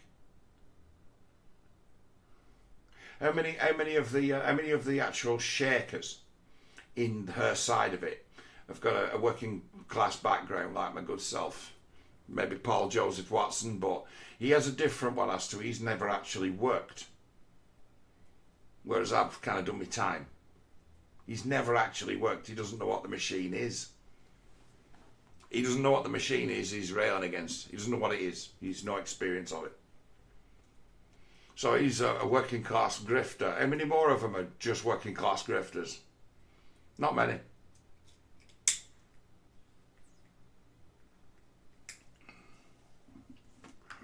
If you're low end at my level of sort of income, sort of social strata, it's like guys like Millennial Woes look down on me as being just common scum. He would look down at me as I'm something of a greater specimen than him, and it's just his narcissism. I'm like, it's just your narcissism that you just think yourself special because that's the way you are, and you think you should be in good company because all narcissists think that, including my good self. And it'd be like, you're an 8th tier player and likely one person's keeping your lights on. You've got one major donor who's actually paying you to tell them what they want to hear, and somehow being clever. See yourself as a leader of a movement that does not exist, and if you asked it to turn up for you, there'd be maybe 12 of them.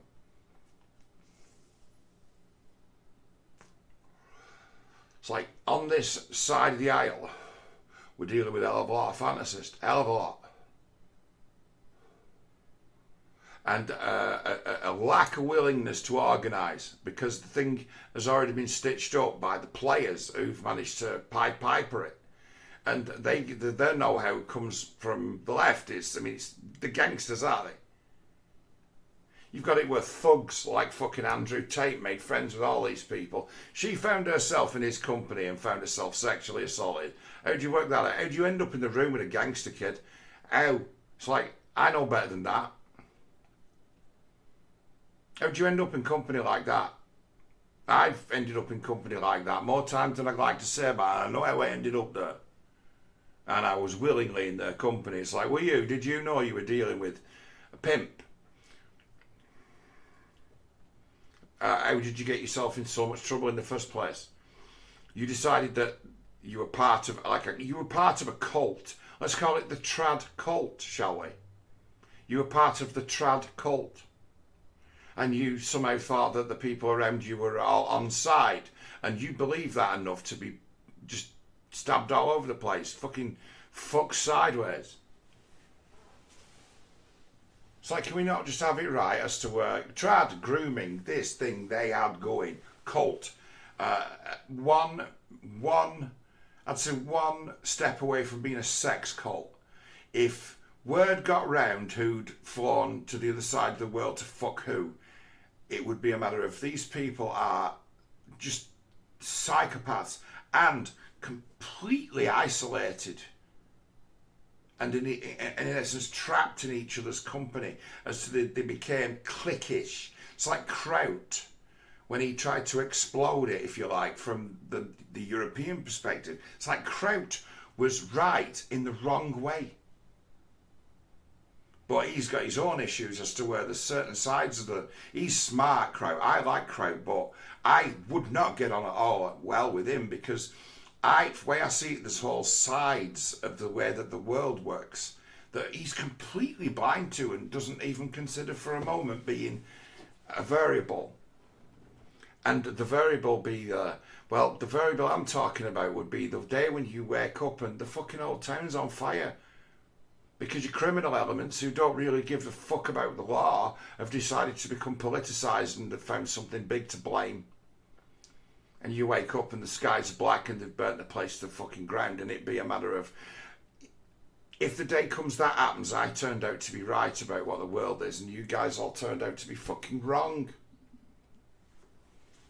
It's like you failed. It's like a lot of them have failed. It's like, yeah, he detected a click and in essence a bit of a back scratching, everybody watches everybody's ass old boys club, and it's like, yes, and they couldn't not be that because of the nature of people who'd for a laugh look to infiltrate them, knowing all you've got to do is play the trad to just walk straight into the company.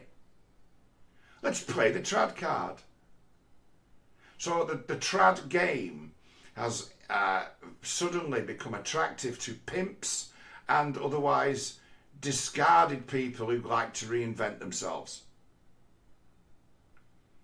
But old-time grifters, every time I see that Gonzalo Lira is somehow missing in Ukraine, right? I remember the fucking grifting twat he was when at one time he used to work with others selling scam products, scam financial products he were into, wasn't he? And then he became red pill coach. I'm like, where have I seen this guy before? It's like, oh, he's that financial scam guy. He becomes red pill coach, and then suddenly he found somewhere where he could like buy himself a wife and live cheaply, and he picked the Ukraine. And it's like, God is just my ally. It's like sometimes to know God is to just have access to the greatest sense of humour that anyone ever had, as to where his moves he's made to be a wise guy and go to a place where the women are a bit more servile and get the trad thing going, found him in fucking Ukraine. And now a man who's gone missing, hasn't been seen he's done it a few times, plays disappearing act. And I can't see past it being a grift because I remember that he's the red pill coach and he's smart enough, a player, to know he can make money by just disappearing now. He can become famous by just turning his internet off and and he's well capable of playing a game like that. I'm like, yeah, there's no way I believe a word that he has to say about being someone. He'll just be repeating the rhetoric that it's ostensibly the right thing to say to George Galloway's audience. And there's a great big fucking hole in that. There's a great big now crossover between these right-wing grifters and the left-wing grifters as these guys start to realise that anti-war is the best grift, which I could have told them. That's where I came from. Anti-war is the best grift. And they should immediately jump on that. And in immediately jumping on that, they need to join forces with Jimmy Dore and George Galloway, and then it's a matter of you guys will then get access to all their audience. And it'd be a matter of you'll find that there's no real difference in the opinions you and them, other than they don't harp on so much about the identity politics thing. They kind of just dismiss it without being dragged on it. So the old leftists, the Glenn Greenwalds of this world, real leftists, it's like they are like a more mature version of you guys. They are running with the grift of 1980 that make you seem like you're one of the people.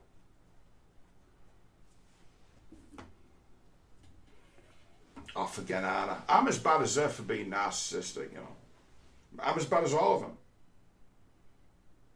I get it. I really understand it. It's like, I get it. So that's why it's so dangerous to me. That's why I see these people and it's like, you can be brainwashed to think that the world's got it in for you. Why do I know that? Come on. I am sorry for that, and if it makes you feel better, know that unlike Mexico, I am still paying for that wall to this day, because God loves a good bit of irony to slap us back to our senses. The greatest irony of this all, though, is that after all of this pain, all this tragedy, all of this loss, mental health struggles, everything I have been through over the last few years, I can genuinely say with every piece of my being, I am much happier now. And I know this is going to sound trade-off, like what the internet referred to as a cope, Lauren. Nah, it's trade-off. It's just moved. You moved on. Like you never get over it. You just get used to the pain. Really, you've done yourself permanent damage. People don't understand that. I'm like, yeah, a few years you feel better. What? It's like, yeah, you just get used to the pain, man. So you fuck someone up for good, that's going to be hard to fix. You're going to need something new, profound to fix that. And good luck finding that. And it'd be a matter of, no, it just wears off. You just get used to it. It never really goes away. And then that's why you can be then really susceptible to like PTSD. As to where then suddenly the pain receptors just like switch themselves back on and for a nano, and it's like, nah, you can be transported to that place of pain and despair just any time. And you've really got no control over it. It's like you need powerful tools to be able to deal with that. So not to find yourself in a situation that traps you in that past. It's really bad. It's like she leaves herself open in the future to like episodes of like medium to serious PTSD. And what might happen, something that reminds you of that terrible despair, and then suddenly you feel it again. And then that have an effect on you as to put you out of action 4 or 5 days. A major emotional flashback for people who've been through that kind of betrayal and having fucked yourself over as much as been fucked over. Yeah, you feel terrible. You recover from that or learn to live with it in maybe a decade. Just saying, that's like a permanent wound you've done yourself there, kid. There's no coming back from it, so you'll never be the same person you were before. And she's had it as to where her circumstances have markedly changed as well. So it's a matter of, for her, life ended, started again. And if you're a bit narcissistic as to where you run it on a public persona or an ego that's a construct. It's like it's some people are better at rebuilding themselves when there's nothing of them than others. And then that'd be where you test someone's character as to where, is this even a real person? As to where they can come back from that kind of defeat, because some don't. You never see them again on the old internet. Big humiliated, mundane Matt, remember him? He made an almighty cunt of himself being the source of his own drama by repeatedly fucking going after his friends and allies with DMCAs, getting the videos brought down and creating the illusion that it was being done by a group. He showed the world what a cunt can do. Nobody seemed to pay any attention. Nobody raised the shields and started to actually maybe get to know the people that they talk to and collaborate with who they just know on the internet. Or understand to put things on a more professional level. But no, something that these guys are fuck with, most of them. The ones who are better off are ones like that one, that Peachy, what's her face, who's got that slow talk about her. Peachy she's called, isn't she? Peachy something. Now, she's a rich kid who's really,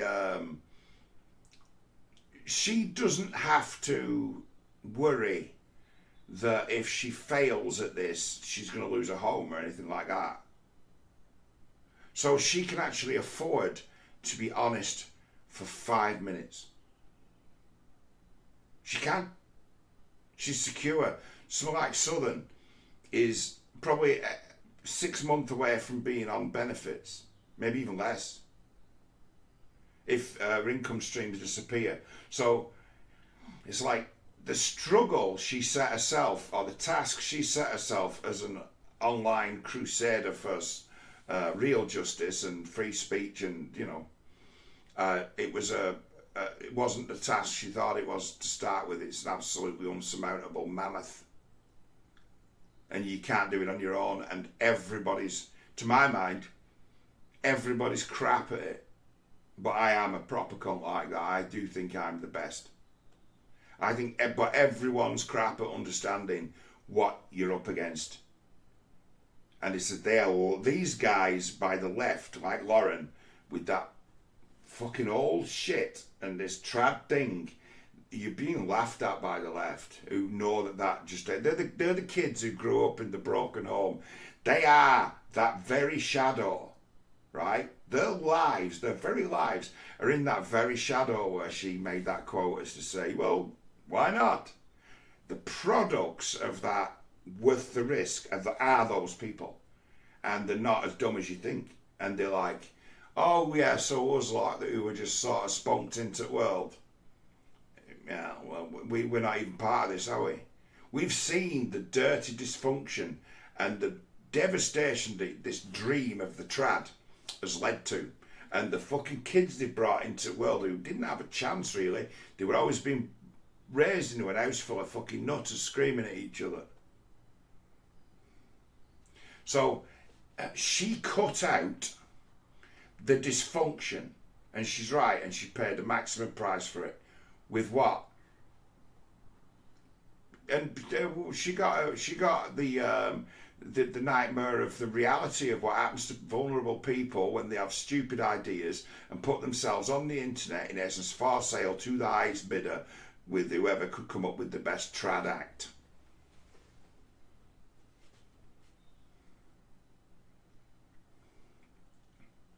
It's fucking heavy shit, this. I love it. I get it. However, I can assure you the only coping I was ever doing was pretending that everything was perfect in my life when I was married and trying to retain that image for so long. Yeah, that's what every day of life is for some people, honey. I'm glad you fucking woke up. So there are those in the world who have to bite the tongue every minute of every fucking day. Welcome to the club. I suppose for the sake of transparency, I should tell you all that my husband, after a year of leaving my son and I with no financial support, essentially with no home as well, he eventually did change his mind. And don't get me wrong, if this had happened earlier in a different way, I would have been jumping with joy. But unfortunately, the way that he tried to come back into my life was somehow even more unhealthy than our marriage itself. It was a return built on threats and not love. And if I have learned one important lesson that everyone needs to hear from this video, it would be do not stay in a relationship where the threat of abandonment or any other severe threats are dangled over your head in order to force compliance. And do not do this to your partners. It does not build a foundation for a happy, healthy marriage or world for your children either. Love and goodness just cannot thrive in fear. My husband's constant threats of abandonment and divorce, if I didn't jump through certain hoops, did not just hurt me as a person, they hurt my ability to be a good mom, a daughter, a friend, a wife, and I know it would do the same to any dad as well. I didn't know this at the time, but what I was experiencing is typically referred. You see, that's why no one should ever put me in charge of a nuclear superpower. Because I just threaten to nuke people all the time. I am that tyrant. I am that guy. Bad coffee. Next time. You know what's coming. Bad hair. I know a cure for that. I threaten to nuke everybody all the time. And I think it's funny. But there'll be those around me who'd be like, that's horrifying. I'm really frightened that you're a crazy person. It's like, you say that again, you know what's going to happen. And I think it's one of the funniest jokes there is. If I was president of the United States, I wouldn't be able to go an hour without threatening to nuke someone. You're the only person who can. You might as well have a laugh. You might as well, raise some meth. But it's not going to work with everyone. But yeah, it's like she's not responded well to carrot and stick, and that's the thing, as maybe for a different day, as to where it's to do with devaluation, that because she turned out she was a dream girl off the internet that he paid for, pretty much. He decided she was something she wasn't, and then he's painted a new picture of her. So by then, in the end, he'll have made a golem of her, and then strategized against her in his head for months and months, hating her most of the time. And then one night, a fucking dream comes to him where he gets fucking hard, and he thinks, you know what? And then he attempts to repeat the same mistake he made when he first flew 5,000 miles to put his dick in her. In his way, plays out the same game, but now with foreknowledge of understanding who he's dealing with, and that he's got leverage, lots of leverage, and decides to use it because he's a fucking psychopath. Strikes me as she picked herself a real fucking idiot, but she's right to have scorned his attempted long range, because the relationship in the first instance is a fucking joke, a fantasy.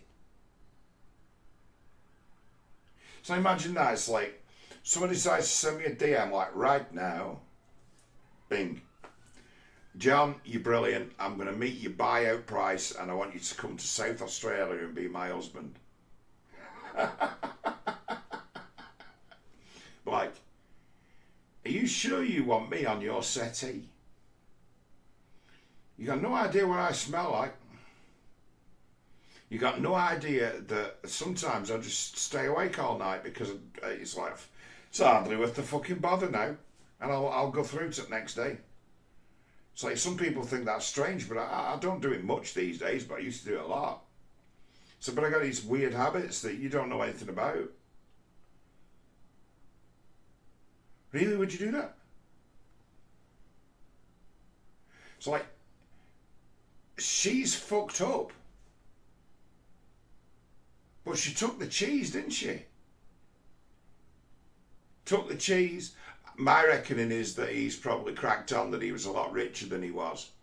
And it'd be that simple. Just a speculation, but it's a matter of that. It's like, financial hardship bring that kind of trauma to someone who lives that kind of, this meeting people life, which they don't meet so many people. It seems to me like being an internet person is, they probably spend as much time as I do in front of the internet. And that's like quite a lot. How long do you spend a day in front of a monitor? Well, it'd be hard to work out, but it's a lot.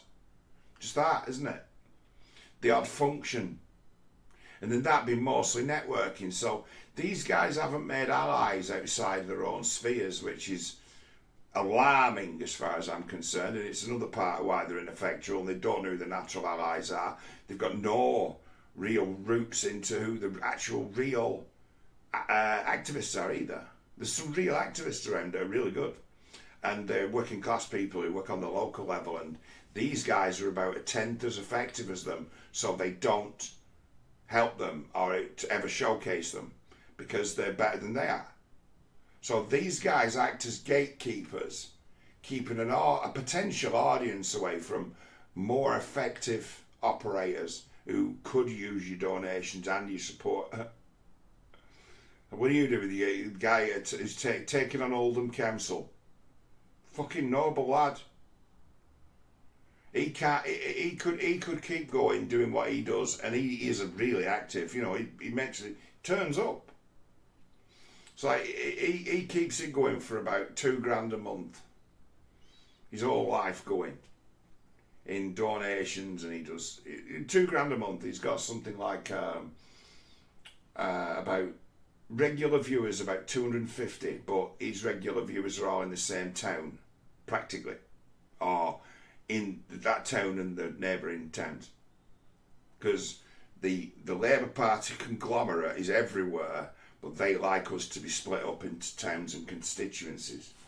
So the people who are active, keeping an eye on them, are somehow actually works. They're separated by like somebody else's arbitrary boundaries, while the Labour Party acts as one great big conglomerate.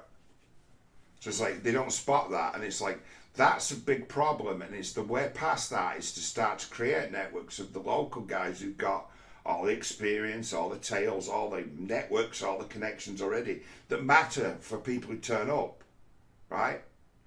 But this group, and it's not her fault, obviously, but this group, this clique, they didn't reach for those people. They never ever attempted to create any meaningful networks for people who are already. They decided we're taking it over.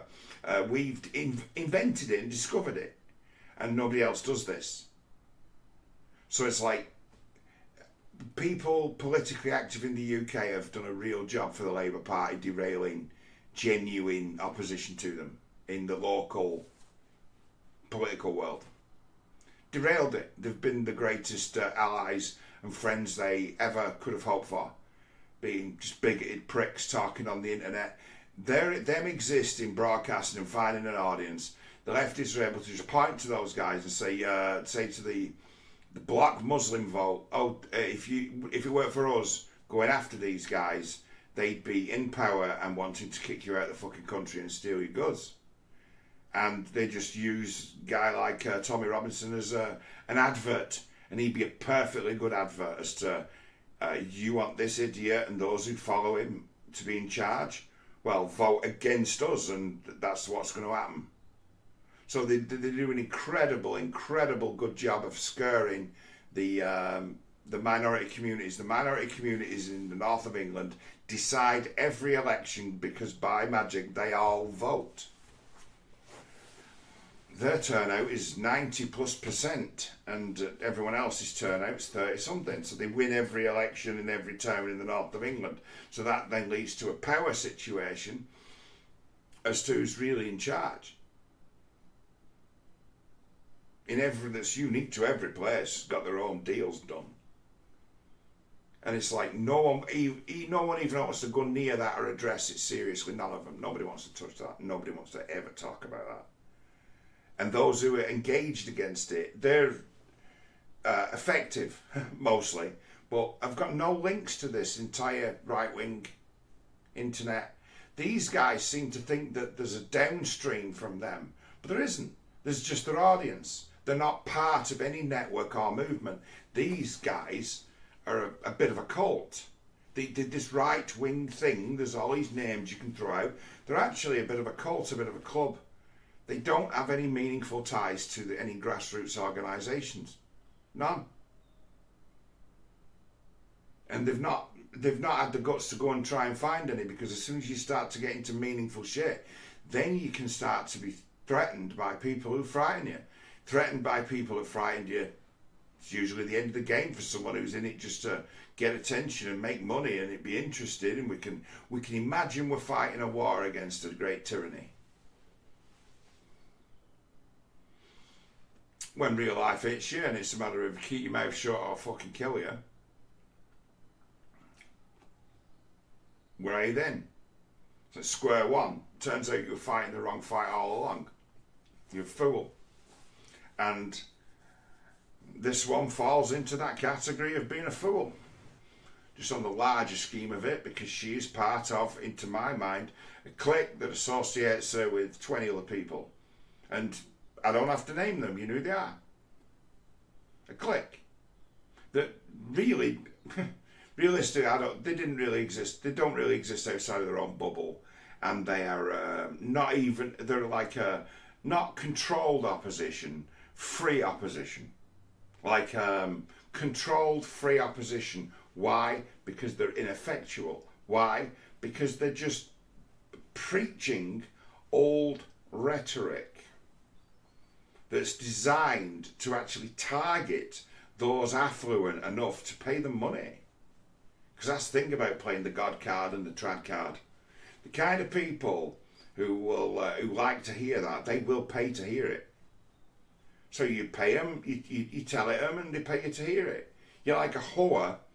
A whore, they'll pay to hear a trad story. So you can go to a brothel and talk to a prostitute and say, look, if I give you 100, will you talk to me as if you're my wife and talk about a wholesome life that we can have together? She might indulge you for 100. Whole thing's got that whiff of it, and I can't get away from it, and it's always been there, and it's not, I don't think it's just me who smells it. This is a fucking sex cult, mate. Referred to as a coercive control relationship. I learned this phrase in the process of successfully getting a court order to protect myself from some of the actions my husband took throughout this period. Quite frankly, I have hardly gotten into the details of some of the more abusive levels of coercive control that I did experience, but for the sake of my child, I would rather not have them immortalized on the internet forever, and also for the sake of growth. I don't really believe in putting people's worst moments online because I think that they should have an opportunity to leave those behind themselves and grow from them. I also want to reiterate that none of these actions or orders have to do with our son. I would never, ever want anyone to get the idea that I have taken any action to keep them separate. Due to the nature of the relationship, the only request I had put in place legally was the need for a mediator for co-parenting. At this point, all requests and repeated open offers for mediation have been rejected. This is not something I wanted to get into the details of, but it is something I unfortunately know will be an accusation and something that is a deep moral issue for me, especially after all of my time advocating for equal rights among parents. So She got the same story as practically every other single mother you ever talked to. They also that. I have to put it out there as to say it's a borderline story. But all borderline stories sound like that. It's not what I'm not putting it. It's what you generally label it. But I've heard that very story told me by countless women. The same story. This is how it started. This is how it just be the same story. And there's another side of this where there's some guy who's fucked up beside himself, having feel as if there's a wounded other half of this who's got his own version of the same story, and it really comes together seeming like a communications breakdown, but it's not. It's that both parties are a little bit blind to it. They don't want to admit to themselves how fucking foolish and stupid they are, and how lost they are, and how dumb as fuck they are, and how much trouble they're in. So they always paint that tale as to say, look, I did my best, and you'll get it from both, the exact same story from both sides, other than one would be displaying a different set of behaviours than the other. The men take this very badly. Different nature, you have it in your bones to want to defend those you love, and that's something the women have got, but they're a little bit different about it. That projection of that kind of force, that's it's like that guy's fallen out with her and she's 6,000 miles away. Terrible fucking, just a shit relationship to start with. But that barrier, that'd be the end of it. It's like it was done, torpedo, gone, done. You think you know the distance gave it no chance, so he can't. The guy at the other side of this relationship, like, he feels a bit cheated, and it's like this one has got it in it to be a glum and be one of them. What's wrong with you? What are you on about? What's wrong with you? What do you mean? I mean, you fucking sulking. It's like you just, what's wrong with you? And them have a point, and it'd be something that confounds her. Or she'd have weird ways about her as to how she, again, brags. Drive you mental.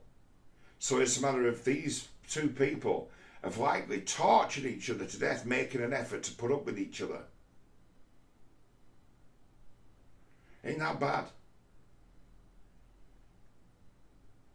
It's like, has anyone ever fucked up worse than this one?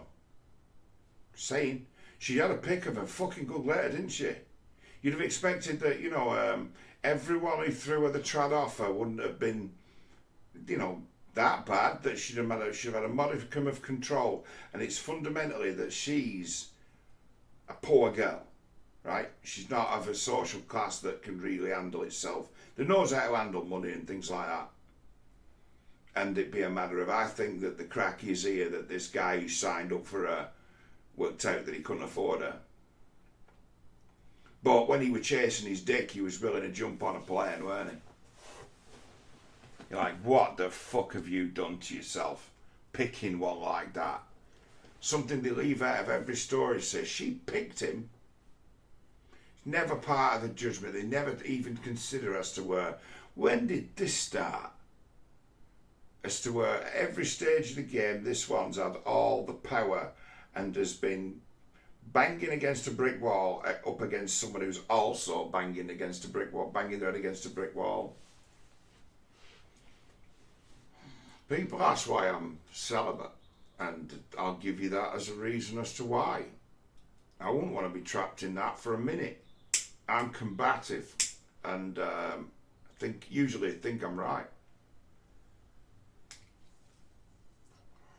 I'd say 90% of the time I'm right if I run my mouth. Now, if you're up against someone who's always thinks they're right but is only right 1 out of 10, you can find yourself getting a little bit, confounded and even bored in dealing with somebody you might think is deliberately trying to pull your chain with how stupid they are. And then it'd be a game that gets old, and then they start saying things like, you do this to make me feel stupid. And it's like, it's not my fault that you are. Oh. And then it becomes a game of who can be clever, and you lose at that. Because clever is to fucking divorce your ass, isn't it? Get out of that one, clever dick. So it's like, I know that that's in my future, going down a certain path, because I've had that in my past. Was wise enough never to fucking marry them. Wise enough never to put my dick in an idiot. As to where people can decide they don't like me. And it be a matter of, well, sometimes I get a bit too close to the bone. I'm pretty good at sniffing out fakes and dickheads. Right? And they announce themselves. So it's like, why are you single, John, and would stay single, would be celibate and be pleased to be, understanding that it's all good fun, innit? Everyone likes a bit of that, but it'd be a matter of, yeah, and that's why you should make it a sacred thing, is to understand what a powerful force it is, but don't let it be a powerful force over you, and and benefit from it. Be compensated. No one's ready to hear that. No one's ready to hear this, right? If you've had this go wrong, right? If you want to get over it in short time and you want to put your life back together, swear off having a relationship with anyone in a romantic sense. Swear off it as to a nice business. It's not happening. Swear off it for 2 years. And then see how you feel about it. Swear off it. And you can have it as to where you're showing all the signs of like personality disorder, narcissism, but what you actually is addicted to something exotic, and you're actually showing the behaviours and signs of somebody withdrawing from a narcotic addiction, like you're a heroin addict, but your heroin was pussy. sets off the same chain reactions in the brain, carries a lot of the same associations as certain drug uses. Sex is a drug, and it's a matter of you might well be dependent on it, not addicted, dependent. And it'd be a matter of that. It's like, lay off it for 2 years and get your body to work out that it can deal with it. Do cold turkey and understand that them kind of hormones have got powerful control over the imagination, and master it. Deal with it. You swear off it for 2 years, and then after the 2 years is up, do as you will. But if that's what the problem is, and you're just rebounding because you're addicted to something you can't get your hands on, treat it like an addiction and you'll probably do alright. It might turn out there's nothing wrong with your fucking brain or your senses or your emotions. They're just dysregulated because you're narked up. You were addicted to some exotic drugs. That's what I say to them. But everyone says, what? Stay off sex for 2 years? Never. I'm like, oh, okay, right, fine. Right, don't do it then. So I really wanted to clarify that. It's been an overall awful situation that I wouldn't wish on my worst enemy. But as I mentioned at the beginning of this video... Oh, I do. That's exactly what she's gone through is exactly what I wish on my worst enemies. Exactly what I wish on my worst enemies.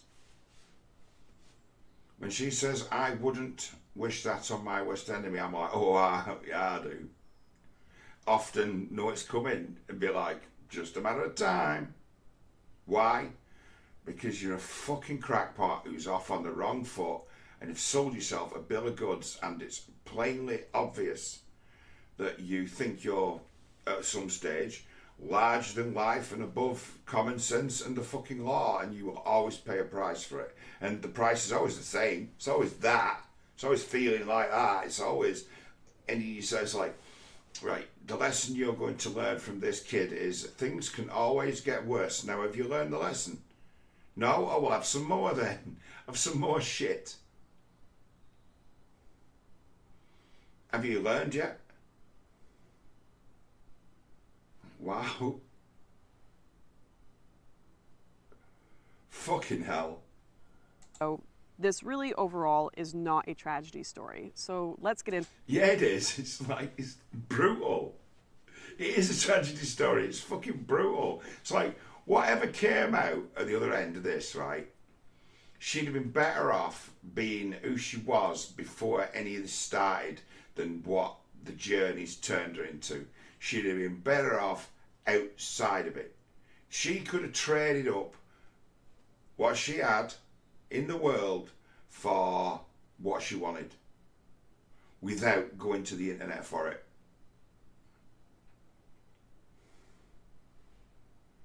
But she had to be naive, and she had to jump on the Ezra bandwagon, as many have. And she had to live this fucking fantasy life where she met a load of creeps and idiots, fell in with them, started to think of them as teammates and allies and friends. It's like, nah, you ain't got any friends. Your friends are back where you live. They're friends. They might give a fuck about you, but who says maybe you haven't got a friend in the world? Maybe everyone who's around you is someone who, you know, enjoys your company, gets something from you, but isn't really interested in going to the wall for you. Wouldn't be so brave as to tell you a word of fucking truth. It's rare. But she's falling in with a click, and she's saying this is not a tragedy. I'm like, oh yeah, this is a fucking tragedy, this. It's like the prize for not playing was really good, and the prize for playing is like really bad. Well done. If you'd have done nothing, you'd have won. But you had to try to set the world on fire, and look what it did. It's like, Lord, save us from the people who are trying to save the world. That's actually my reason for being. That's why I'm here. When they say you need to get married, you need to have kids, it's like, no, the world needs saving from people like her who think they can save it. Don't need saving. The weather doesn't need changing. There's no climate change problem. In fact, all of that's bullshit. It's like the people who think they can save the world are a threat to it. Stop people who are dreamers, young people who want to try to save a world they don't understand. When they come to understand it, they would have a different approach to it. Maybe wouldn't engage. Maybe find another way. Maybe you'd find something else to do and someone else to blame. She wrote a book, didn't she, that was like 90 pages long that she calls a bestseller, that's like how the world was ruined for my generation before we started, and she was so far off the mark.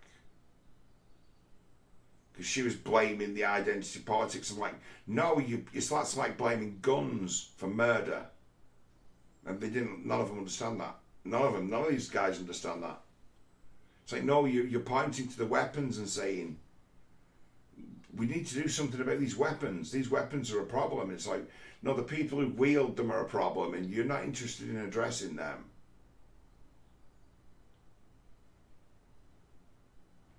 So it's like Dumbass Street. You lived on Dumbass Street. You've won a Dumbass prize, and now you'd like to join Real Street. And Real Street's a fucked place. It's shit. It's like there's no money to be made in telling people what fuck Street's like. They want to be sold the trad. They want to be sold the dream. Go back to selling the trad dream, please, Lauren. Can somebody else not come along and sell us the trad dream? Can we not somehow find a way we can build a bridge between those who know our trad dream is a fucking lie that's aided in them destroying their own lives like this one has? She's fallen in the same trap that created every fucking leftist in the world. Well done. And, your advice has led plenty of people who put maybe some faith in your word into the same trap. Well played. Into that part. I've addressed some of the big questions I'm sure people would have for me, and advice I've learned not through my own genius, but rather God and life humbling me through my own mistakes.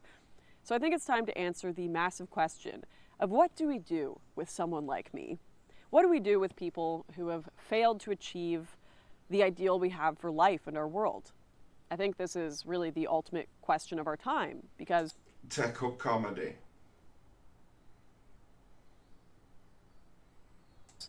Conservatives are allegedly trying to heal a broken world, and I think many too often don't understand how that world and those people became broken in the first place. Yeah, she gets it, doesn't she? See? Has this one been reading my notes? Has she been maybe speaking to one or two of my disciples? I wonder. And for young people like me in the early days of my politics, our only vision of traditionalism and family in the modern life is one sold to us by Norman Rockwell posters and Chad memes. Even if you're lucky enough to have parents still together, which gives you a leg up in perspective, our parents' dating experiences and social pressures were entirely different from our current times, meaning that when people like me and many others inevitably fail to live up to a PR campaign, it can feel like we are left in the dust with nothing to go to but the modern approach. A worldview that not only accepts brokenness, but encourages brokenness as a virtue at times. And while acceptance can be very comforting in a cold world, and I think we have a lot to learn from that, gone too far can also lead to a lack of self-reflection and a deepening of one's brokenness. I long for a day where those who claim to want to save civilization both acknowledge and love the broken while encouraging self-reflection and structure. Unfortunately, you rarely find both in one ideological camp.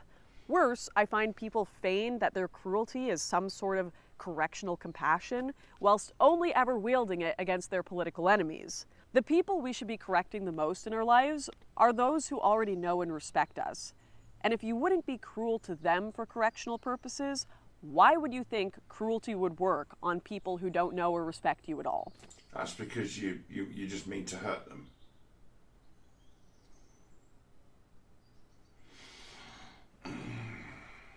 answer. Just answered it. There's a sadistic element to this, that these guys are. That someone like this is better equipped for than she might think. There's nothing conservative about this person.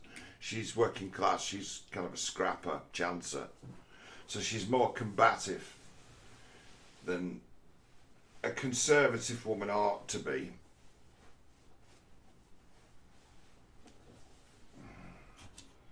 Conservative women, right, they reap the rewards for having done it right in the first place. And the only way that comes about is if they do more or less as they're advised by their families when they're in their teens. And it'd be no reflection of the quality on the parent if daughter runs away with a stunt car race, you know what I mean? Because you can't stop them doing whatever they want to do. No one can. No one can protect their daughter in the modern world. No one's protecting their daughter from the vagabond. It's just impossible. If she decides she's doing it, she's just doing it, and you can't do anything to stop her. You can't. Nothing. You can't protect people. And learning you can't protect people, no matter how much you care about them, that's a difficult thing to deal with. Difficult for men to deal with. That they actually can't protect people, and you're not allowed to. You're not even allowed to try to protect people from themselves. Not even allowed to try. It's called kidnapping. Locking someone in a room and saying, "I ain't letting you go to that dogging spot. I ain't letting you go to that public toilet. I'm not letting you to go to that swingers club." That kind of thing.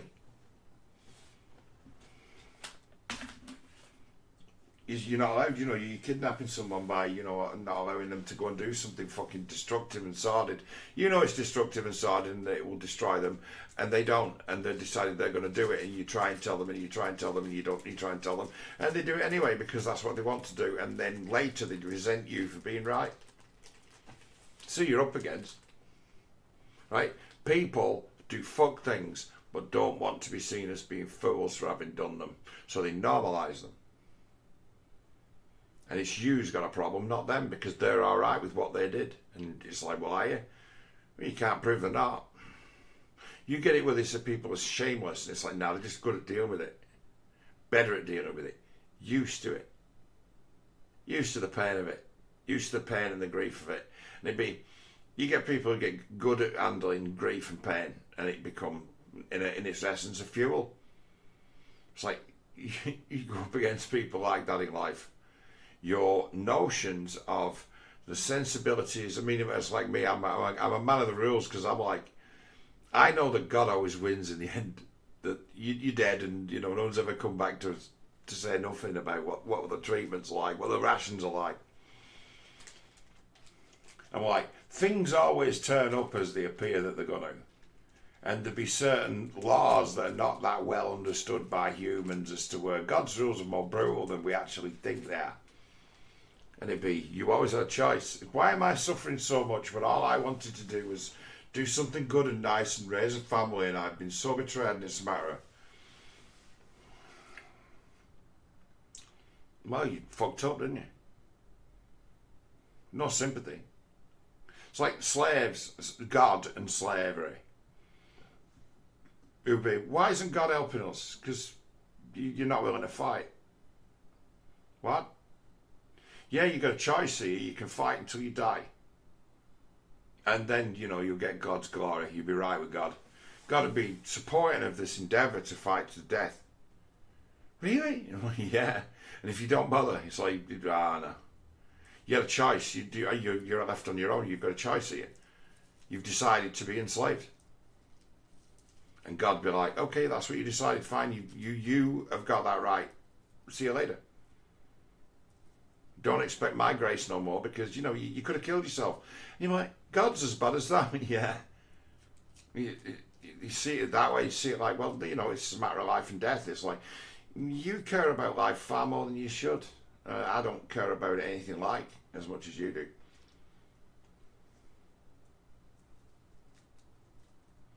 Because to me, it's just all the same.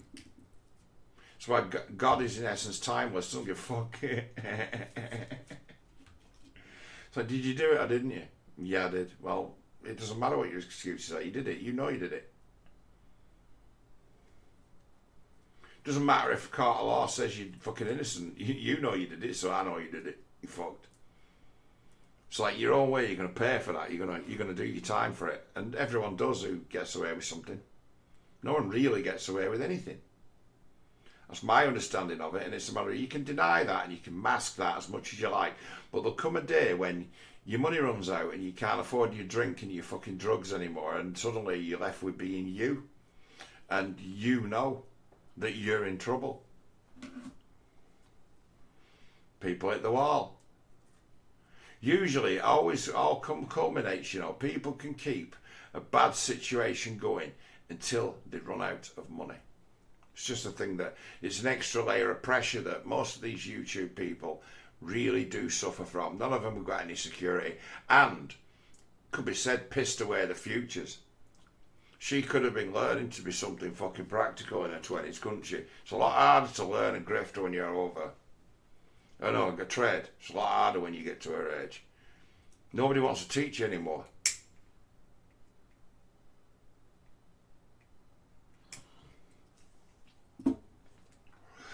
Bullshit thing for her to say would be that she's going to set her ass up as some kind of therapist expert in the fucking pitfalls of life now that she's picked herself off the ground and declared herself a fucking expert in the pitfalls of mental health and disastrous. But it's like she hasn't got that ability.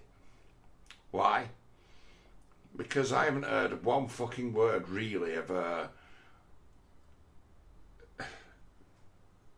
addressing the huge fucking role she's played in her own downfall in a way that's sincere.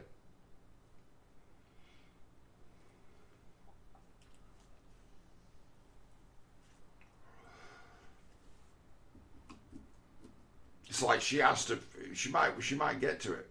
I won't lie, I nearly abandoned my political beliefs altogether just to cope with the confusion of what to do with myself, as my life's reality was so contradictory and confusing to my own political messages, as I assume a detransitioners would be to the left. This is why I think it can be dangerous to think about life too much in the political. You will twist and contort yourself into knots of insanity trying to meet inhuman standards until you reach a point where you either have to lie about your life, which most in the political sphere do, or where you give up on trying altogether. And I have hit both points in this crazy journey.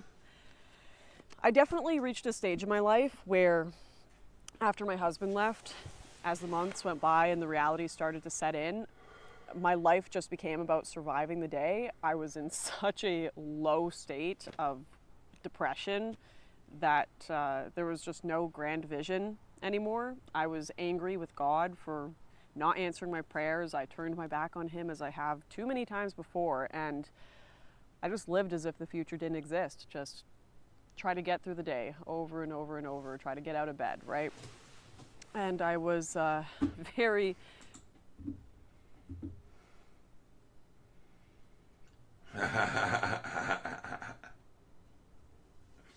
Right.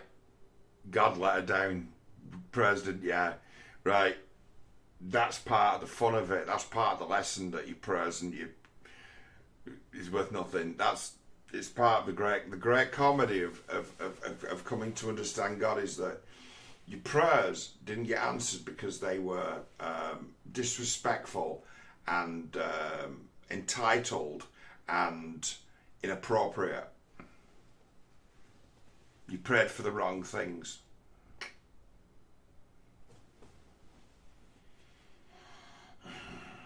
Funny old thing that, as to when you're in the deepest shit, that's when God's around, right? And available, yeah? Destroying you. And you're praying to either the wrong God or your prayers are wrong. I put it down to praying wrong, as to praying to the wrong God. There's only that. There's only you and whatever's fucking with you that you're walking around with. It's like you got to win over that. And it's that near, and it's that intimate, and it's that close, that the God you're at war with is you, who's really, really annoyed with you and doesn't understand things like you might, doesn't rationalize in the way, because that God is kind of a reflection of the chemical trauma that's been done in the mind of a creature that sees things as being a lot more cut and dried as to what happens, what it feels like when something happens, by way of that being a chemical experience, as to where there's like a chemical imprint of trauma, that the only way of really dealing with it is to anthropomorphize it as a God with a sense of humor that's sadistic and dishes out punishments, but it's also a endless supply of mirth and mercy, i.e. a God that will forgive. But to repent is to understand why you're not doing it when you don't do what you do. So people are like, repent, and you're like, yeah, right, that bad thing that got you in so much trouble, stop doing it, and in stopping doing it, realise how big it was, what you were doing, and make the sacrifice. That's to repent, and you will be forgiven if you repent. It's to know better, right, and then to warn other people. So don't get ahead of yourself. It's that. Now, the God that she's now sort of had a kicking from will now continue to test. This is where they don't get it, where they can fuck up again and end up in all kinds of weird places when they've been through an experience like this. To my mind, when people end up in that bad state, a lot of it's decided by whose hands you find yourself in. If she'd have been in that broken emotional state, lasting days after days after days, and someone came along who was I don't know, some kind of spiritual healer, and he was able to get the placebo effect going, she'd likely have converted to some wacky religion or a cult, found something new immediately. People who are in that state are like absolutely perfect victims of any kind of secondary scam. What you actually need when you're in that kind of situation is you need therapy, but to talk to somebody who's used to dealing with disaster. Well, I'm just saying I'll do that, some of that. But there are many others who do, who are used to hearing it and not falling into it. So you're able to put into words what you're going through, because then you'll hear yourself say it. Sometimes that's what you need to do. To wake up, you need to hear yourself say it. It's important. It's like the old sacrament of confession, and also the old grace of celibacy. They're things that have been discarded by the church. You will never hear these trad con fucking twats ever say, do you know why priests are celibate? And do you know how good priests can be? Like, no, I've no idea. Yeah, no one's ever told you, because no one's ever advertised that to you. They've told you to put your dick in an idiot and hope for the fucking best. That's what they've been telling you. And to these women, accept any man who gives you this Obama speech about families. Fuck no. How bad's this? You understand how I've, over the years, had absolutely no ability to talk any sense or make any kind of meaningful connection with any members of this clique. And it'd be, they're a little cult, aren't they? They are. Completely ineffectual, but got the attention of people who thought they might be useful, who then boosted them into the next. They basically rode on Trump's coattails, like many people did. I was around before Trump, saying the same thing more or less. Ha. Very mentally lost for a long time. This experience has really given me a useful sense Crash edit. How long do you think this was in its full form? About 5 hours long. of empathy and understanding for hurt and broken people that I find incredibly helpful in life and friendships. The trad wife LARPer I was is dead, but perhaps the difference between that person and the person I am now is the same difference as a LARPer's character sheet and a real human being. I know. No, victimhood doesn't qualify you as a human. Qualifies you as a victim. Humanhood as part of victimhood is a concept from the left. It's like woundedness can be seen as a potential to grow, and is, right? But it's what do you grow into? What do you become? What do you turn this broken thing into now? What does it settle?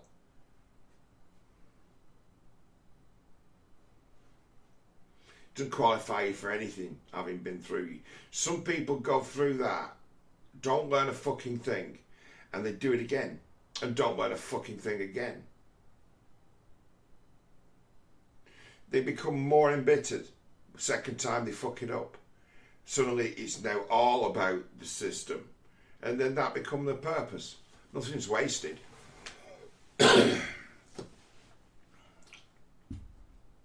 It's like the right, this shit. Fucking terrible. Gadsag gets himself to the front. Alright? People listening to him. What does he do? Signs a book deal and writes a book about happiness, and it's all about find yourself a woman who can cook. Which he managed to do. But is an unscalable mountain for 90% of the people who read his fucking book. And he be actually that detached from reality that he thinks that that's good advice. And he'd be, what a prick you look. The lion's share, because of just the way that the numbers are spread out, the lion's share of the people that you'd have the chance to actually help are working class people who's the world changing the way that it has put a lot of them on their uppers. And you give them the impossible dream. Thanks for that. Anyone in the world would settle for a fucking a woman who looks after herself, isn't stupid, likes kids and can cook, which you've got. So you're a lucky fella. And it's like, be lucky like me is my advice. And you're like, okay, give me a good reason to quit fucking smoking. It's like, fuck you and you trad. What good's it ever done anyone? For those who made it work, fine. It's like, but for those who were left behind by it, you are just insulting them every time you talk about it. It's the dream their fucking parents had that brought them into the world and left them fucked up. It's the bullshit their parents fell for that led to them being in the world and they don't know who the fuck they are.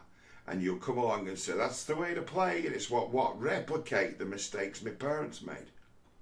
Replicate the same dysfunction. It's like, who are you again? Oh, I'm a 20-year-old Canadian who some guy who's got an eye for the ladies convinced could be a fucking star, and here I am giving you advice about how best to live your life, and just shitting all over those who are the products of the fantasy 50s dream. It's like, big dumb fuck you. As mentioned before, you know, this kind of stuff. You know, I was schooled about this when I was in my late teens. She's getting out with the trad and I was schooled, like really well schooled in this at quite a young age, and it's had its way in shaping who I've become. But I learned this a long time ago. I learned this before it was, in some regards, before it was too late. But hey. Oh, now, who I am much better.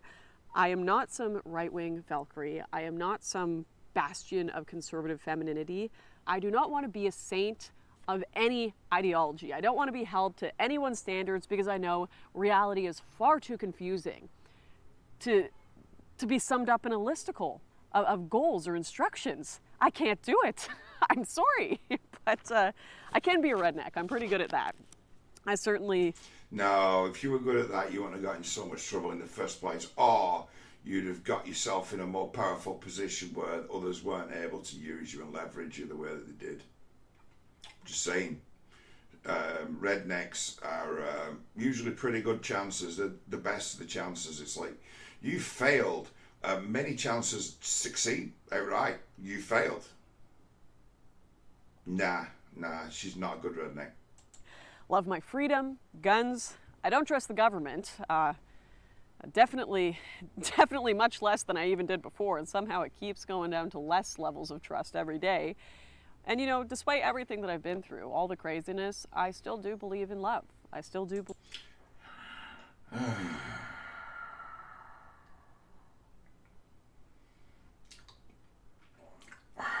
Really? believe in duty, and I think they are not dead in this world. Or at least I very much want to believe in that. But a lot of people, particularly the young, have already given up on things like love, duty, marriage, all of that stuff, which is why I think many... Yeah, because there were weapons that were used to trick them.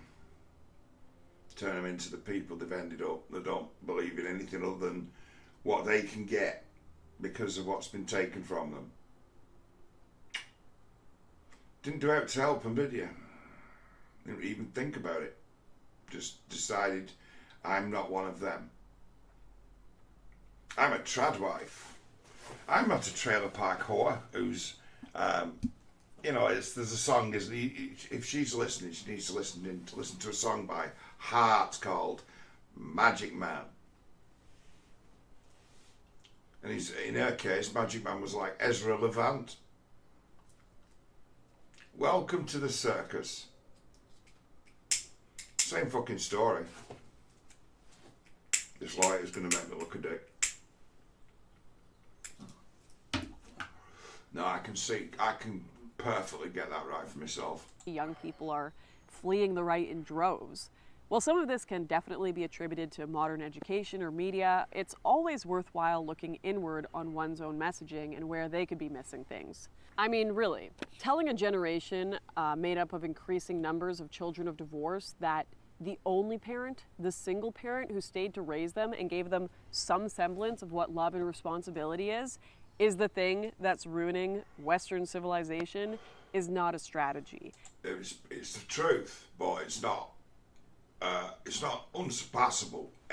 Anyone, right, can choose to be different, and people break like that. Humans break like that. To say they don't, to say that it's absolutely inevitable that one dysfunction follows another, it's not set in stone, never has been. And then as well as that, many dysfunctions that would be derived from abuse, you know, deprivation, can end up being wondrous talents. And you'll find someone who was locked in his room for his whole childhood and sat there pretending to play the chords on a guitar or put it to use. There's nothing in this world lost. Time's always spent doing something, and it's like a lot of the let's say innovation and certainly invention in the face of necessity comes from desperate people with decent imaginations and an idea for black and white systems like electricity and mechanics, where people of the left have got a natural predisposition to that because they were in one way knocked or treated roughly. And in human experience, it's like there's no escape from that as being part of your childhood. Everybody gets traumatized in one way or another, and it's all subjective. But then there's attempting to accelerate that because you find out, basically you learn that process and then attempt to experiment with it and start to socially engineer. And the notion that people could be socially engineered has been a thing since the cities were first created and public education. And they've always failed at it. All they've always done is created an adaptive society with the tools to exploit the new circumstances. So what's happened is they've put some frivolous laws in, and now that's what's happened. Now, it's like, this is not new. It's like this is what's been going on ever since we've had, you know, big organised societies. You know, it was a leftist do-gooders idea to put people in prison instead of hanging them. They somehow believed that they could get better if they were just locked away to brood, because that was their idea of punishment. But it's like, no, that will just make these guys more skilled. They'll go in there and just learn off each other. You can't separate them. We can't afford. No. if we put priests in there, they'll see the light while they're in there. It's like, no guarantee of that. But they thought that that'd work, so we ended up with prisons where before the deterrent of getting hung had turned crime into quite a rare thing to come across. And the harsh shit that you'd be faced with if you were to be a robber or a highwayman. It's like they could see you'd be found hanging from a fucking tree as to say, this is what happens to people who do this. Right? So the level of deterrence of the old justice system was high. You find yourself deported for stealing a loaf of bread. You find yourself dead for stealing a loaf of bread. Because the person who goes up and says, it's the first time I've ever stole anything in my life, as soon as they say that, they just hang them. Yeah, as if this has been your 5,000th offence, and today you're getting hung for it. Right, that's how they used to work. It's like, that's the hanging judge. There used to be a job for some people, and they were seen as noble, lawmen, justice, and it'd be that system be preferable to nothing at all, because that's what you've got without that. So it was leftists, it was lefty, those poor people who just wanted some food. You hear it again now, don't you, where people are in deep shit everywhere, doing all sorts of heinous looting shit. Looting be once get you shot. Now it's something they just don't stop. And you'll hear AOC say they just need feeding. It's like, yeah, when they invented fucking super prisons to turn them into a source of labour, it might add. When they invented big super prisons and changed the legal system not to be hanging so many people, they said that too. Mercy on them, they just need food. So why are they stealing trainers? To sell the trainers to buy food. Same people, different times, different words for the same shit. I think over a period of a lifetime, if you're a thinker, you eventually put that together. Everybody does. Everybody finds the way to that. As to humans have always been like they are now, haven't they? It's like, yep. Big time. We're as savage now as we've ever been. Verdi said that the world never recovered from the trauma of World War One. I'm like, that's a fair thing to say. I stand with that too. And I'm like, also it's been a culling of all the best people. All the smartest, all the brightest, all the bravest. And the ones who came back were damaged. And the ones who didn't get sent were, fucking cowards and fucking slime balls and cripples. So the cowards and slime balls and cripples and the elderly got to stay in power. And an entire generation of people who might have replaced them were wiped off the face of the fucking earth by World War One on a government's request. Kind of a government, yeah, when you got power like that, where you can just send loads of people to the deaths and it'd be the law that you go. What? Signed up for it, son. Conscripted, drafted. You're going to send me out to go and kill those guys? Yeah, or they'll kill you, and they're really up for killing you. They don't fuck about. They're not half-arse like you. You're up against rebels who are fighting us, and we don't fight. We're sending you. Always hated that. I like war. I like military. I like win. I like strategy. I like strike. I like win. I like it. I'm like, yeah, I can understand that. But it'd be a matter of, hang on a minute. How do we turn this off? It's not about a battle like it was years ago. It's now about years of bullshit.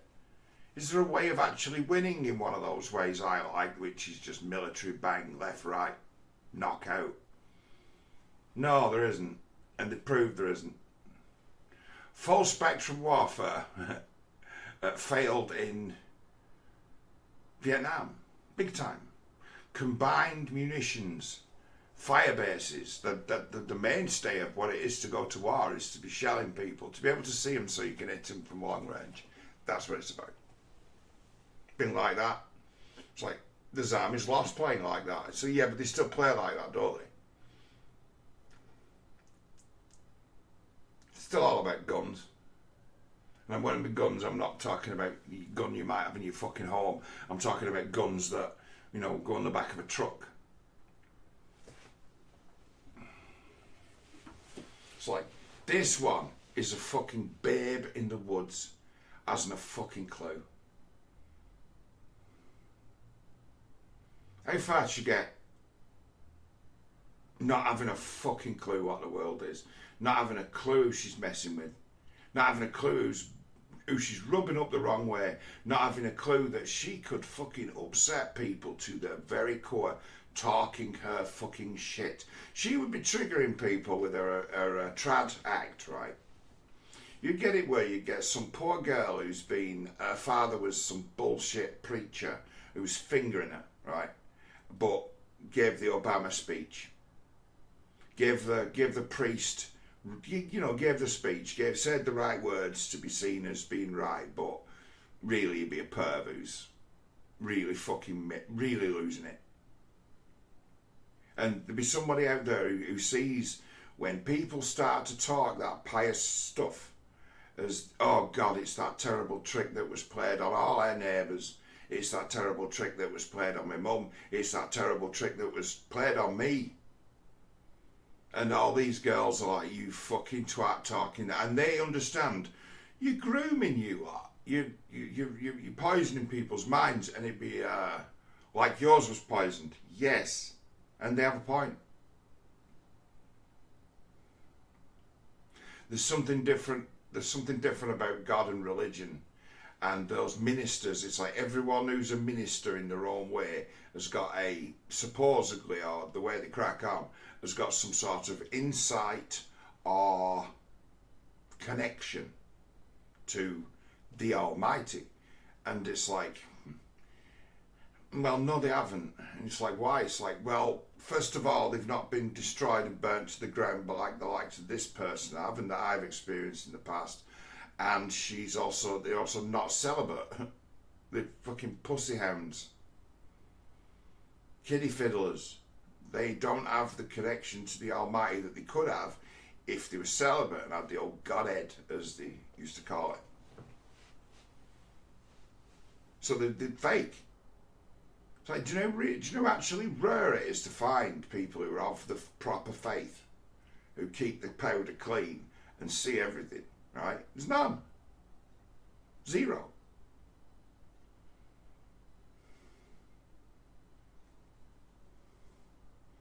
You won't find any in religion who talk that way. Even in his that Calvin Robinson who tries a bit, he just falls into what I would consider, as they say, a populist right-wing rhetoric as to someone who's pretty well-to-do talking about the strife of the working class.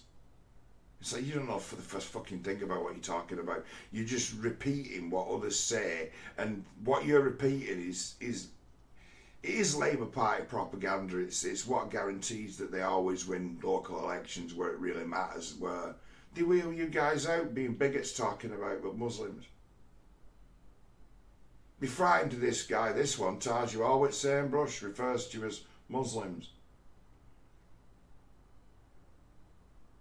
Now, I understood that as a man of the left years ago as to throw that term around, Muslims, right, is for somebody else to get in the middle and say, look, they tie you all with same brush, these people are racist. And they can make the case, not that you are, but that they can make the case. It's as it was going on, it was disingenuous, and these guys knew it. Buzzword. I had a time talking to people on the internet who were in their sort of circles, because these circles exist of people who talk to each other, and you could test people and say, you're a crackpot, you can just be controlled like a puppet, and you say, right, okay, Islam, and they just explode into a verbal diarrhea of fucking anger and resentment and blame, and it's like, not difficult, is it? Okay, Jews. Bang! So you're just a fucking robot that answers dog whistles. Is this what you like? Is this what you like to spend time with? Just going to expect that every time I lay in a buzzword, you're going to give me a fucking lecture. That in a lot of ways is a reflection of a real angst or anger. Yeah. People with psychological issues who see powers in the world bigger than themselves find their way to the internet. I think someone who hasn't got a family like me, who lives on their own, I think I've got a right to the turf. It's like I've got time to engage, take it seriously. It's like those who haven't, no, they can't.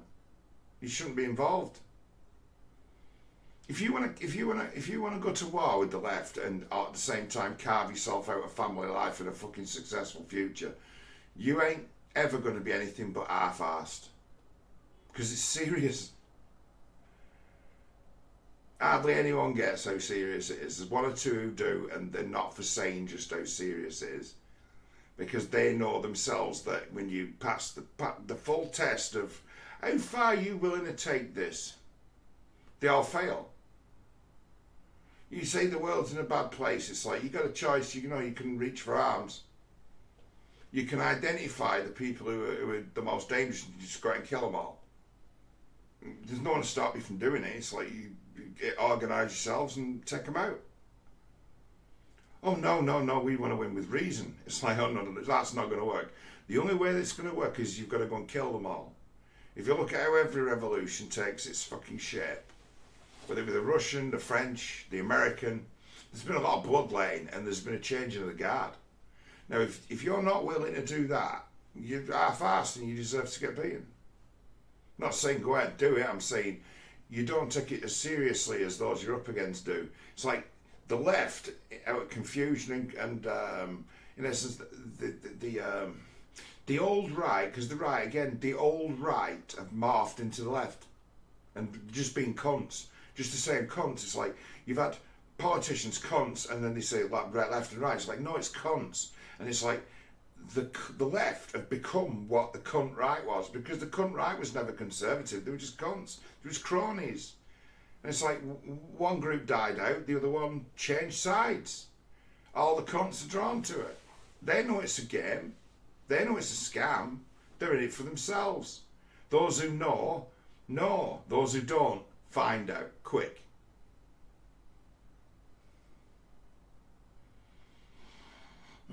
So you've got it then where you've got some people of the left who will look at like the Biden government and the Democrat thing and say, this is the most right-wing government we've ever had. And they'd be right from their perspective. What good are they doing us? None. They're fucking you over. You haven't even got a voice. And it's like they're the real left. And you have people, commentators, who will be calling the Biden government leftist instead of cunts. You're saying that that's a leftist government.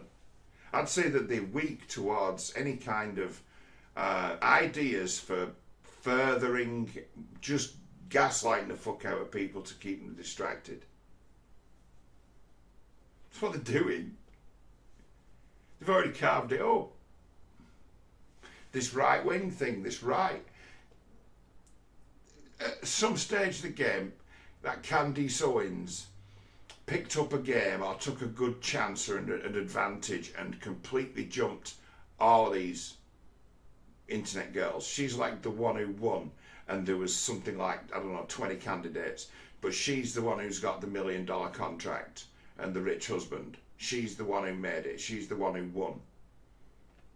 And it's like, it could be said that of a bunch of grifters who know fuck all, it's like she's actually the one who's got the most grift talent, who switched from being someone who'd have been a highly effective operator on the left, but then the rhetoric become old and tired and just flipped straight over, and was able to take to the right's talking points in a matter of days. I mean, it's the easiest thing in the world to understand, to play the old bullshit trad game, because, hey, they were raised on it themselves, weren't they? So there's a fucking hills. Anyway, I'm going to shut up.